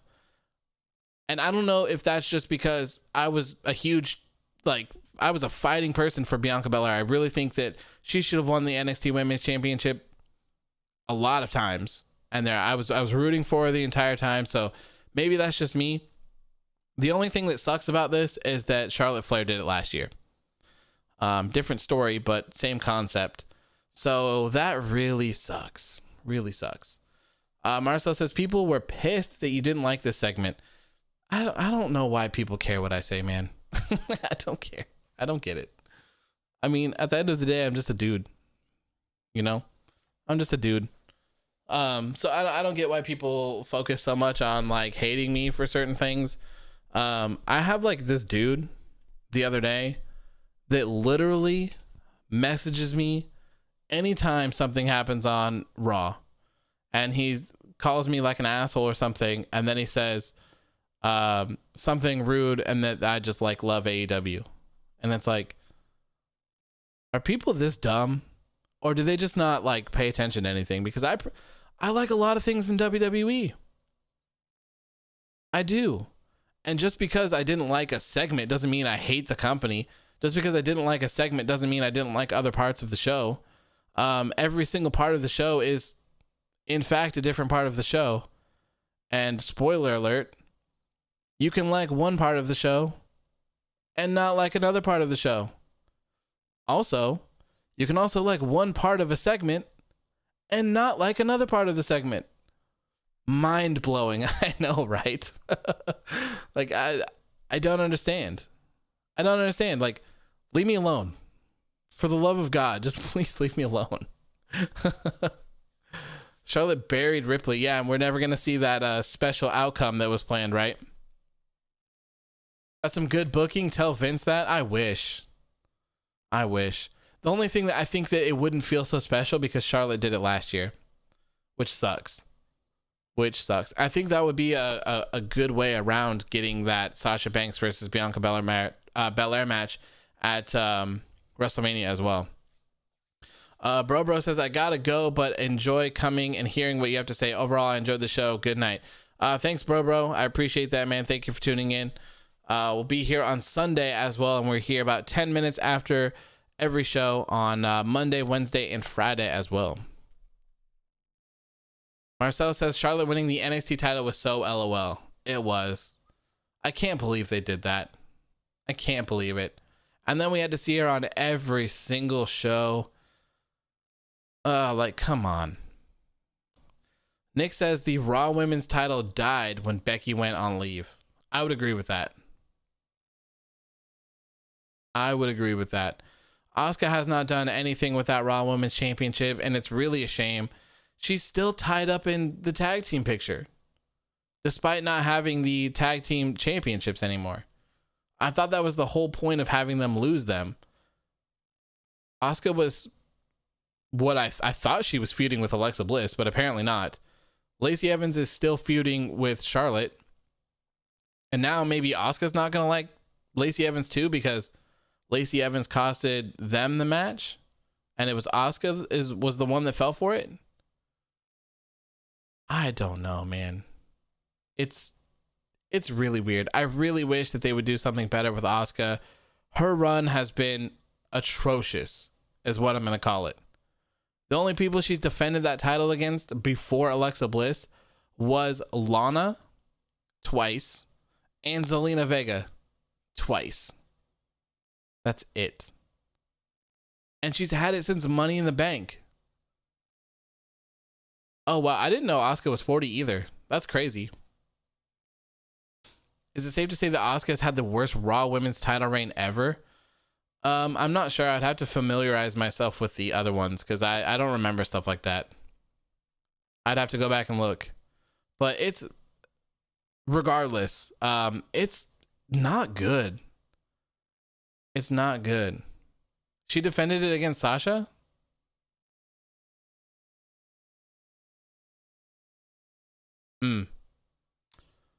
Yeah, it's just, I don't know, man.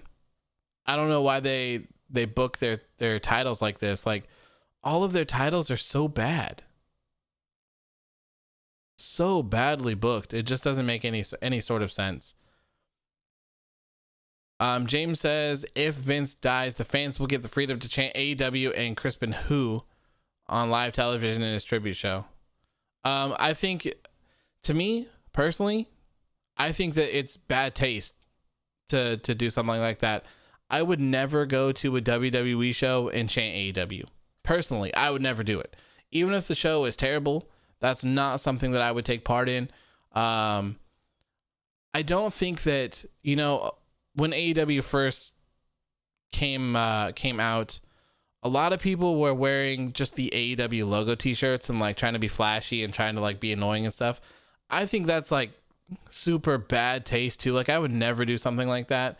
However, with that being said, I don't think that it's a big deal if someone wears an AEW shirt anywhere, as long as you're not being a dick. I think it's fine. Like, there shouldn't be any repercussion for wearing a Kenny Omega shirt. But an AEW logo and you're trying to flaunt it, I see the problem with that. But I think people just need to be more respectful. Marcel says Reigns is the only good booked champion. I would agree.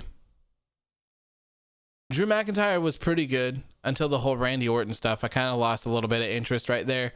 But I still think that Drew McIntyre has had a pretty decent run. A very good year.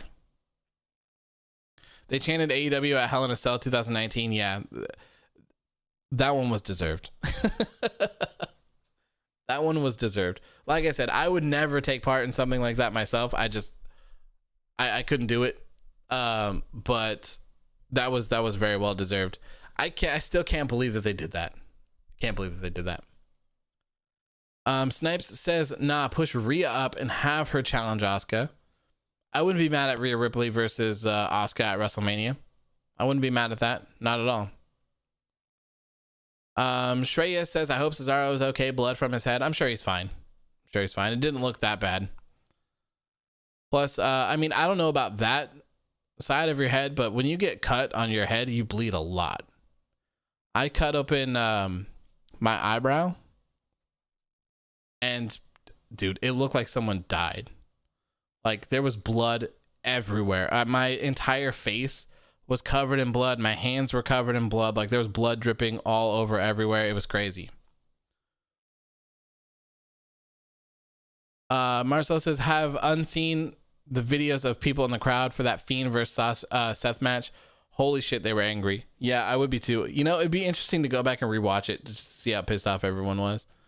And I'll never forget seeing, you know, Seth Rollins is lucky that he became the Messiah. Okay. Because he was not cool for so long. You know, I will never forget the picture of Seth Rollins standing in front of that guy looking so upset. And that guy had a sign that said Seth Rollins is not cool. Man, that was crazy. That was crazy. Absolutely crazy. TMI. It hurt. Well, actually, it didn't hurt. I don't remember it hurting. It hurts now. I think it hurts now more than it did when it happened. Like the cold weather. Maybe because I didn't go get stitches or whatever. But man, it hurts in the cold weather. My eyebrow. It's a weird thing to have your eyebrow hurt. The Messiah has saved us all. Seth as a babyface just don't work. And it didn't work when he was company man. Just drinking the Kool-Aid and being like, oh, well, you guys were all stupid. You have no idea what you're talking about. Like, Seth, stop. Stop. Log off of Twitter and just walk away, okay? Just log off and walk away. Tanver asked me, who is my favorite wrestler of all time? It would probably be Stone Cold Steve Austin. Stone Cold. I saw it first as Bianca versus Asuka at WrestleMania. For me, Banks doesn't thrill me when she wrestles. I think that Sasha Banks and Bianca Belair would put on a banger at WrestleMania. I do. I really do. Nick says the Messiah versus Daniel Bryan at WrestleMania is money. I could certainly see that being the route. I could certainly see that happening. Safa says he was great when he was IC champion. Yeah, 100%. I thought every day that I'm like, man, he needs to beat Brock Lesnar. He needs to be the Universal Champion. And yeah, I guess that didn't go down very well. Harrison says authors of wrestling for Goldberg. Yeah, I'm coming. I'm coming for Goldberg, man. Who's next? I'll tell you who's next. You're next, bitch. Gotta get that long pause bitch in there for WWE. Does Finn Balor just tweet Adam Cole? I have no idea. A face Messiah? I'm down for it. You know, I don't think that we got enough Messiah gimmick. I don't think so. I think that there's a lot more to it. I think there's a lot more stuff that they could plan with it. So hopefully they do. Hopefully they do.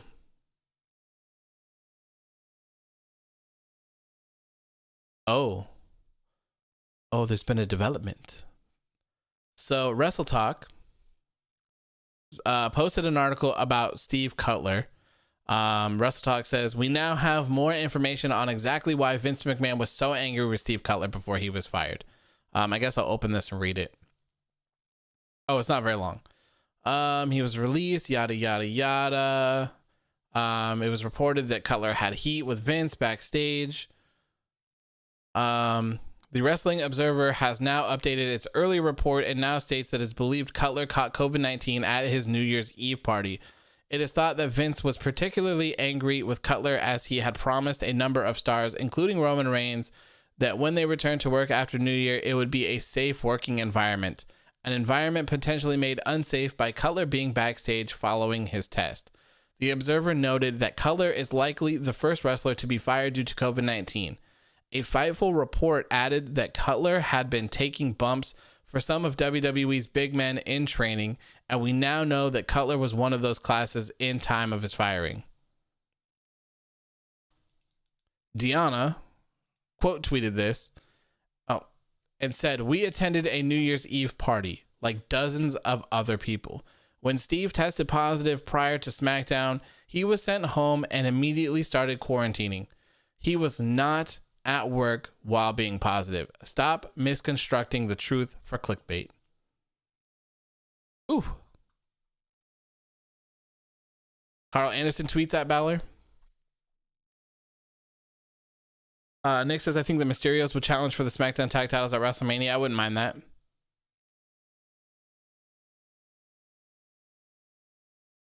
Yeah, but so they were saying that he did it and then he went into work knowing that he had it. And she's saying that that's not the case. That's what they're arguing. Andre says it wasn't time for parties. Yeah, but people in Florida do whatever the hell they want. And that's not just them. That's everyone. Florida don't care, man. Florida don't care. And I think like Arizona don't care either. I think there's a few states that just don't care and act like nothing's going on. Yeah, Machine Gun did tweet at Adam Cole. He said, "Hey, Adam." Quote tweeted his thing. See, the problem is Cutler was one of the many WWE guys that had parties. She said that he just went to a party. I don't know. Like, I get the point that they're making, that you want a safe work environment for those like Roman Reigns. Like, I'm actually really surprised that Roman is still working. I really thought that he would have backed out, to be honest, since nothing has really changed at all. So I'm very surprised.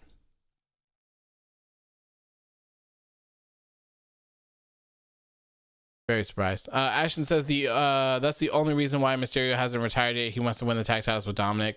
They should be in that right now. They should be going on in the tag division right now. I don't know why they aren't. It just makes a lot of sense. Andre says that's why the Florida man meme is so common. It is. Florida don't care, man. Florida, they do whatever the hell they want. They don't got time to worry about your pandemic. Not at all.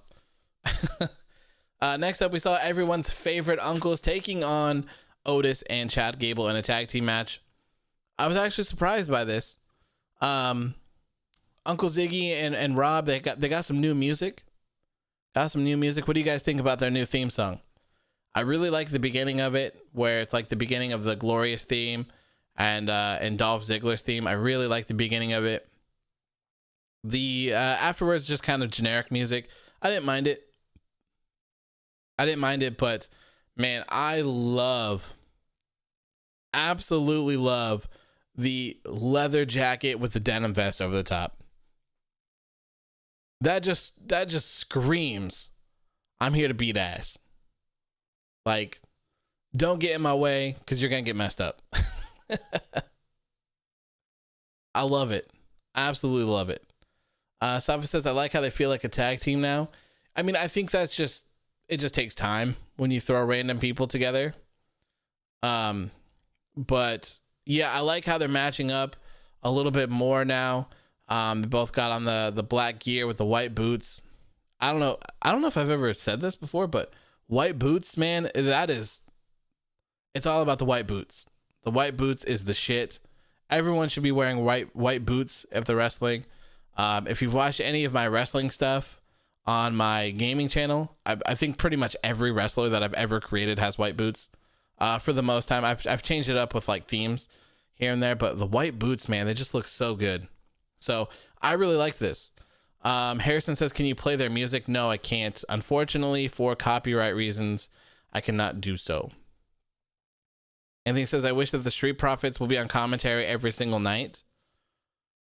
It was all right. I could have done without it, but Safa says the white boots gave Triple H his power. So very fitting that they got the Triple H attire on.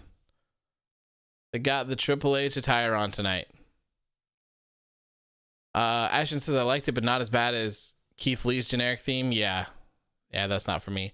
I miss Keith Lee's old music, man.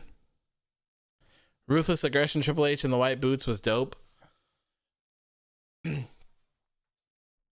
I saw it first as the hypocrisy of Vince when it comes to any COVID-19 issues. To fire a guy over it when WWE was the first to look at Florida for their events due to lack of their COVID safety guidelines.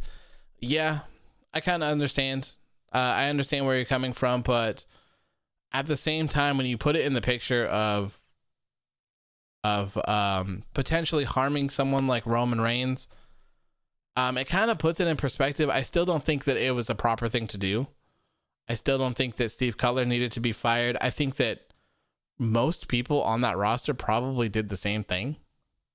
You know, I'm sure a lot of people did stuff like that. So I don't know. I don't know. Harrison says we need to get authors of wrestling on commentary. I bet you would be better than Michael Cole and Corey Graves. I don't know about that, man. That'd be tough. That'd be really tough. Especially having someone like yelling in your ear all the time. Apparently Vince just like talks in their ear all the time. Under says WWE entertained us when we couldn't go anywhere. I just have to thank them. They tried, I guess. They tried to entertain. I'm not quite sure that they entertained in the beginning there. To say the least. To say the least. I'm not quite sure that entertaining is how I would describe those first few weeks or months of the pandemic. Nick says anyone is better than Michael Cole. You're probably right. Probably right. It's author's time. Oh God. Can you imagine just hearing me scream it's boss time? I could never like, it'd be so difficult for me to like just talk some bullshit that I know is just ridiculous that they're trying to tell me to do. Like, oh man, if Otis and Chad Gable actually get a win over Dolph Ziggler and Robert Roode, they might earn themselves a tag team championship opportunity. No. Hey, if you're a wrestling promotion and you want someone to bury all of your wrestlers, all of your talent on commentary, definitely give me a call. I'll show up and talk some shit at a table about all your wrestlers. I'll be the ultimate heel commentator. It'll be a lot of fun. I would love to be in a role like that. I think that'd be a lot of fun. Just being like an asshole commentator that just talks like really badly about all the faces and just like really highly of all the heels, and you're just constantly getting in like altercations with the faces and stuff like that. That'd be pretty fun. That'd be funny. Michael Cole is really underappreciated. I would disagree. Michael Cole drives me nuts, man. Drives me nuts. I would love to be on a kickoff panel. That'd be so cool. That'd be so cool. That'd be a lot of fun. You know, I wouldn't mind trying to put something together like that with other people. Be a lot of fun. Obi James says the MJF of commentary. Yeah, obviously it would be a gimmick, right? Like it wouldn't be anything personal. It would just be all fun and games. But I think something like that would be funny. Like I really miss, or I really like the times when like Corey Graves was like just mad disrespectful to Sasha Banks every time she came out. Like I don't know why, but I'll never forget when she comes out and he's like, man, if you have a back, she's gonna stab you in it. Like that's just what she does. And he's just like trash talking her. That stuff is hilarious to me. I love that. Ashton says Michael Cole has his moments. Yeah, I would agree, but it just drives me nuts how he's screaming like almost at all times. It's just take a chill pill, bro. Take a chill pill. And he's like head of commentary too. Like there should be, you know, I think that's what makes me love JR and King so much is that just like the versatility in their voices. And when they're calling things, like when we're sitting here and chatting, we should be like sitting here and chatting, right? So there's no need to yell or scream. You should just be talking. And then when something happens, it's like, oh my God, you raise your voice, you know, it's things are crazy, stuff like that, you know. I think we're missing a lot of that today. Ashton says Sasha's feuding with his girlfriend. What do you expect? It's perfect. Yeah, you're not wrong. You're not wrong. Safa says nobody will ever top JR and Jerry the King Lawler. I mean, I think it just kind of depends on what era you're from, who you probably think is the best at commentary, because I'm sure that some other people would say otherwise. Some people probably think that Taz and Michael Cole are maybe their favorite, or I think what JR and Vince, or was it the King and Vince? Someone else was on commentary with Vince as well at some point. I can't remember off the top of my head, but I think it's probably just what era you grew up in. The Attitude Era was it for me. Like that was my childhood. So JR and King are just, they're the voices of my childhood. 100%. Tanver says every time someone gets released, people say they will go to AEW. Yeah, I mean, I think it's just because AEW is probably second best at this point. Obi James says, take a shot every time Michael Cole screams cover now. Oh, God. AOW on the new WWE network. No restrictions, no rules. Hell yeah, man. Hell yeah. Ventura and Bobby Heenan were very funny. And I remember watching, well, it was either an old WrestleMania or an old Royal Rumble that I watched. And Vince was on commentary. And man, I swear to God, every time someone pinned the person, he'd be like, that's it. That's gotta be it. That's that's gotta be it. That's gotta be a 3. Just a 2. Just a 2. Like, damn, man, calm down. Calm down. Good Lord. Safa says, who do you think Finn Balor will defend the NXT Championship against at Mania? If it's not Edge, it's probably going to be Karrion Kross. Mauro Ranallo was goated too. Yeah, I loved Mauro. I think that he was such a great commentator. It's a shame that he let everyone get to him. It sucks. Samoa Joe is also very good on commentary. Very, very good on commentary. I really like Samoa Joe's work. Vic Joseph is good. Vic Joseph is good. But for me, I don't think that anyone will ever compare to King and JR. And I think it's probably just the nostalgia factor. But Samoa Joe's really good, like I said. I really, really, really like Samoa Joe. And it's a shame because I want that man to wrestle. I want to see Samoa Joe wrestle again. It's been too long. It's been far too long. Arav says Samoa Joe gives Taz vibes. Yeah, and I should also mention that Taz is great on commentary as well, especially in all the fantastic clips that I see on AEW Dark. Mamma Mia. Yes, Mamma Mia. Anyways, here for this tag match to get back on track here because we're a little over 2 hours now. Obi James says Jericho's great on commentary. I like Jericho on commentary as well. I like the heel persona type stuff. It's fun. It is fun. So I was a little bit worried in this everyone's favorite uncles match. I really thought that Otis and Chad Gable were going to get the win and they were going to set up some sort of tag match between them. But thankfully that is not the case. Everyone's favorite uncles did get the win here. And Street Profits were on commentary the whole entire time. So it looks like that feud is going to continue. Where do we go from here, though? I'm not quite sure. I would love to see, we talked about it earlier on, and people have been talking about it for weeks now, I think. But Rey Mysterio and Dominik Mysterio need to be a tag team. They really do. They need to be in the tag team title picture. Whoever it is with the titles versus the Mysterio family at WrestleMania. I think that's a fantastic match. That's a fantastic match to me. I'm not even going to talk about this Hulk Hogan thing. It was worthless. I don't even know why this was on the show. I don't think that this gave any value to anyone whatsoever. 33 years is a very weird anniversary to celebrate. You think it would be 30 or like 35 or even like 25 or 50 or something like that. But apparently 33 is important. I guess they just wanted Hulk Hogan to be on the show to try to put over Edge. Like he needed it. I don't think the Edge needed it whatsoever. Andre says, I think Gable will turn heel. That'd be interesting. There's rumors of Jason Jordan trying to get back and trying to get cleared and get back into the ring. I will be ecstatic. I will be so happy if that happens. I would love to see Jason Jordan get cleared and be back in the ring. I would love to see him reunite with Chad Gable as well. American Alpha was fantastic. Absolutely fantastic. So I hope that happens. I hope that happens.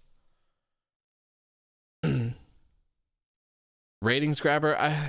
Is Hulk Hogan a ratings grabber today, though? Is he? I don't know. Probably not in the key demo. Gujah says, do you want Gable to have Kurt Angle as his manager? Yes, 100% I do. I was arguing that this entire time, that even when we had Jason Jordan, why were they ever running the angle that Kurt Angle was Jason Jordan's father? Like, it is so dumb. It made no sense. Why didn't you just have Kurt Angle be impressed with American Alpha? Because he reminds, or they remind him of Shelton Benjamin and Charlie Haas, the world's greatest tag team. We could have had Team Angle 2.0, and Shelton Benjamin came back. He could have been involved in that stable as well. How fantastic would that have been? Kurt Angle, Shelton Benjamin, Jason Jordan, and Chad Gable? Sign me up. Sign me up for that. Why they didn't do it, I have absolutely no idea. And also, on that point, they had, if they weren't going to have Thugonomics, John Cena retire Kurt Angle, I'll quote, unquote, retire Kurt Angle, why was it not Chad Gable? That would have been a huge win for Chad Gable. Chad Gable is like the spitting image of Kurt Angle. I think it would have been fantastic. I think it would have been a great way to create a star in Chad Gable and help put him over and take him to the next level. We've seen how talented Chad Gable is. The guy's incredible. But for some reason, he doesn't really get booked very well. Now he's training Otis, and they're a tag team. I don't get it. I don't get it whatsoever. Next up, we saw another rub from Edge, this time with Shinsuke Nakamura backstage. You'll love to see it.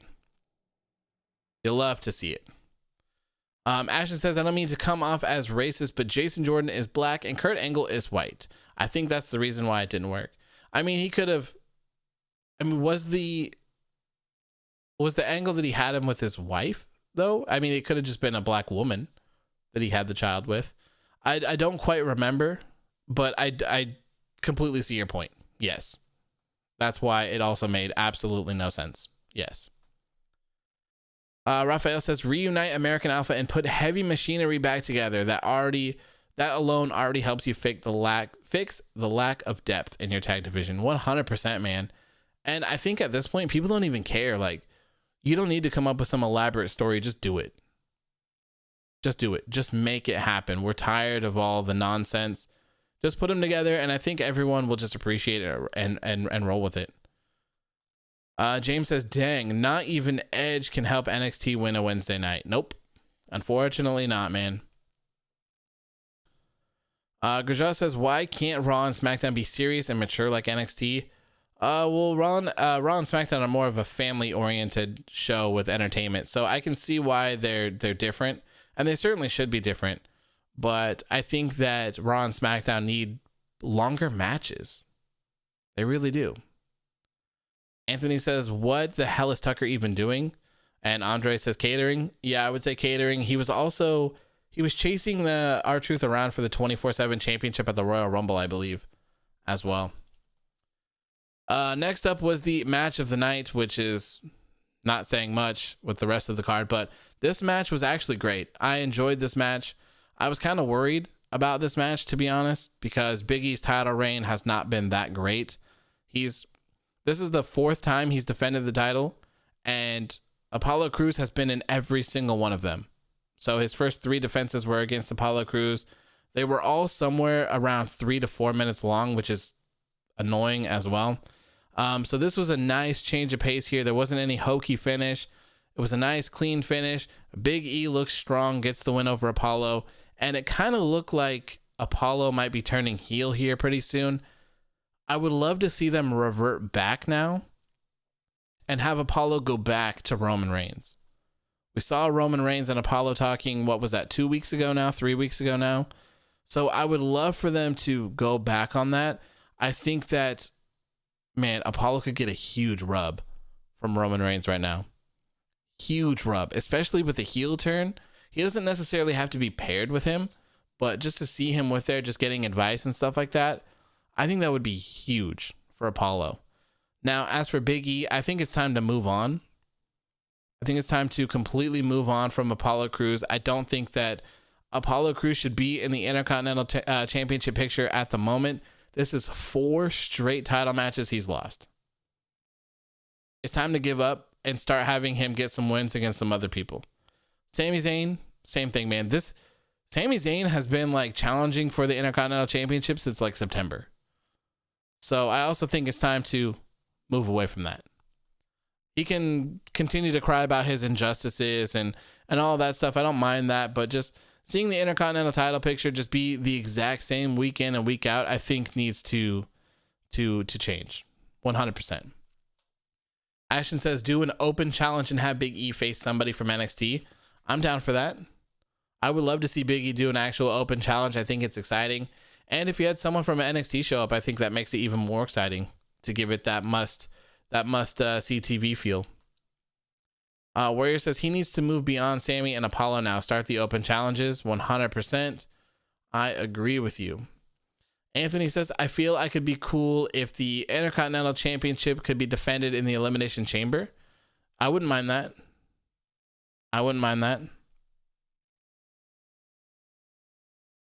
It'll be interesting to see what the Elimination Chambers are. Like I said earlier, we only have 2 more weeks. We have 2 more episodes of Raw and 2 more episodes of SmackDown until we get to Elimination Chamber. So it's going to be thrown together very quickly. And then I think like 3 weeks after that, we have Fastlane. And then like 3 weeks after that, we have WrestleMania. So I don't know why they jam-packed all of this stuff here. Really don't. I saw first, I believe this is the top of the ceiling for Big E. Is it me or the way he is booked? I don't see him as a main eventer. Your thoughts? It's booking. That's all it is. It's 100% the booking. Big E is easily a main event competitor in my eyes. I think he has what it takes. He's entertaining. He's fun. He's a big ass dude and he can wrestle. He has all the boxes checked that you need. He can pull it off. It's just the booking's not good. How are you supposed to be a dominant champion? Like, how are you supposed to look strong? How are you supposed to be propelled to the upper card when your title defenses are against the same guy and they're just 3 minutes long? You know, like that doesn't do anyone any favors at all whatsoever. So I think it's just booking. I think that they could do it much better with Big E. And I hope that now that he's on his own temporarily, he's able to achieve it. Kind of crowded though. Kind of crowded right now. Maybe Big E would be the one to dethrone Roman Reigns months and months and months and months and months away from now. I'm not sure though. I think he's capable of it though. Anthony says, just like Daniel Bryan said, the IC title should be defended every single week. I'm down for open challenges, man. I'm down for open challenges. I think Big E would be great at it. Jonah says, when Balor loses the title, do you think he will get lost in the main roster picture again? I think that Balor would probably stay in NXT. I don't think he'll come back. I don't think he'll go back to Raw or SmackDown. He seems to be having a blast in NXT, and I don't blame him. His character is incredible, and they're doing some great things there. Safa says, Roman defending his championship in the chamber makes sense because Pierce hates him. Yeah, that could happen for sure. That could definitely happen for sure. Who you would put in there, though? Man, I'm not quite sure. And how you would have Reigns win, I'm not quite sure either. PWR says, hey, OW, can't watch, but I wanted to say how's it going. Thank you for tuning in, man. We're actually kind of about to wrap it up here, a little over 2 hours long, but thank you for that. I appreciate it, man. Andre says, when Big E eventually loses the IC title, he will go after the Universal. That's what I would do. Warrior says, when Balor drops the title, it would be great if they brought him back up to team with AJ like everyone wants. Yeah, so I think that was actually AJ that wanted that too. So I mentioned it a couple weeks ago, I think, but AJ Styles wants to become a tag team with Finn Balor. And I have no problem with that. I think that'd be great. That's certainly a very interesting way to revive your tag team division by having AJ Styles and Finn Balor. Yes. That would be so good. Grajat says, I hate Fastlane because it takes away a lot of relevancy from Elimination Chamber, and Fastlane has nothing special. Plus, the road to WrestleMania should have 2 pay-per-views, being Royal Rumble and Elimination Chamber. Your thoughts? My thought is that Fastlane should not be there. Should not be there whatsoever. I think what they should have done is they should have stretched out Elimination Chamber. That way, they would have had a little bit more time to build towards Elimination Chamber, and then they would have had more time to build towards WrestleMania in between them. Putting these in there, I don't think does anything for anyone. Now they just have to rush 3 pay-per-views. They have to rush into Elimination Chamber. They have to rush into Fastlane. And now they're going to have to rush into WrestleMania. So I wouldn't be surprised if this year's WrestleMania is rematch central. Rematch central. I hope that's not the case, but it very well could be. I saw first as AEW. Good night. Once again, thanks for the podcast. Keep up the good work. Thank you, my friend. I really appreciate it. Thank you for tuning in. Always a pleasure to have you here. How would you feel if there was a winner take all match for the NXT, WWE, and Universal Championship match? I would not want to see that. I would not want to see that. Double champions are like way overused right now, and a triple champion, no way. Not in WWE, man. They can't even handle the titles being on the belt of one or around the waist of one person, let alone one person having 3 of them. It would be an absolute disaster. Absolute disaster. Next up, after this match, we saw Edge return to SmackDown for the first time. This was very exciting. As of right now, this is the rumored match. This is the rumored match. Everyone seems to think that Edge versus Roman Reigns for the Universal Championship is going to go down at WrestleMania. I hope not. Rafael says, wait, sorry, I just got back. What did you say about Rematch Central? I was saying that since they added in Fastlane between Elimination Chamber and WrestleMania, that it's possible that like the road to WrestleMania, we're going to have to rush through Elimination Chamber. We're going to have to rush through Fastlane, and then we're going to have to rush to WrestleMania as well. So I was saying I wouldn't be surprised if we saw a lot of rematches during those points. I mean, we've seen them a lot. We still have Roman Reigns and Kevin Owens going on. So I could definitely see a lot of rematches being booked because of that. Anyways, Edge made his appearance to SmackDown, and it wasn't long before your tribal chief Roman Reigns, Paul Heyman, and Jey Uso made their way out to the ring. Edge made a comment about Roman Reigns showing up with some backup, referring to Jey Uso. Roman Reigns says, "Don't worry, I won't unleash Paul Heyman on you." So eventually what happens is Roman sends Jey off to the back. Then out of nowhere, Kevin Owens shows up, turns around Roman Reigns, and catches him with a stunner out of nowhere, and then just walks off. This was a very weird ending to the show tonight. It was very weird. This is I believe this is only the second time that we've seen Roman Reigns kind of be down. Both times at the hands of Kevin Owens. So where do we go from here?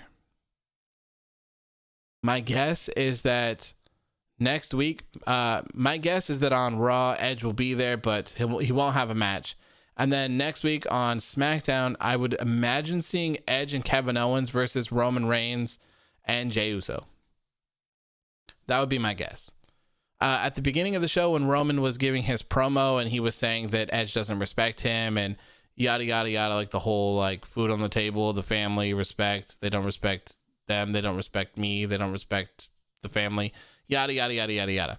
I thought that we were going to see Edge versus Jey Uso tonight, but that didn't happen.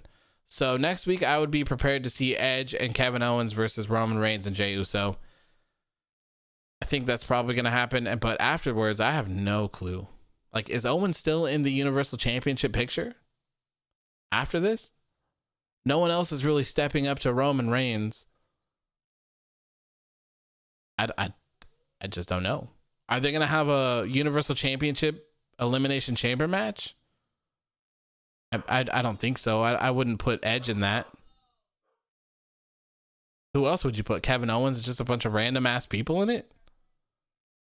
Like, I don't know. Rafael says, wait, didn't WWE say that match at the Rumble was the final chapter? Am I tripping? Yes, they did. They said it was the final showdown. 100%.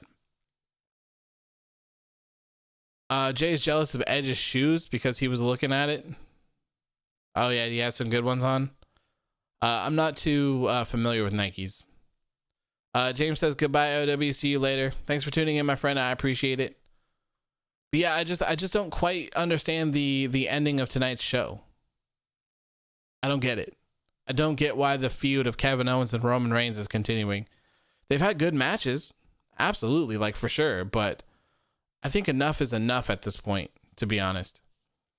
Raphael says maybe Reigns, Owens, Rollins, Nakamura, Cesaro, and Rey Mysterio or something. But then if you have Reigns win, I mean, you're giving Rollins a loss, Nakamura and Cesaro a loss, all on like while they're on the come up, you know? Nakamura and Cesaro more specifically, but Rollins just returning. Owens has already lost 3 or 4 times.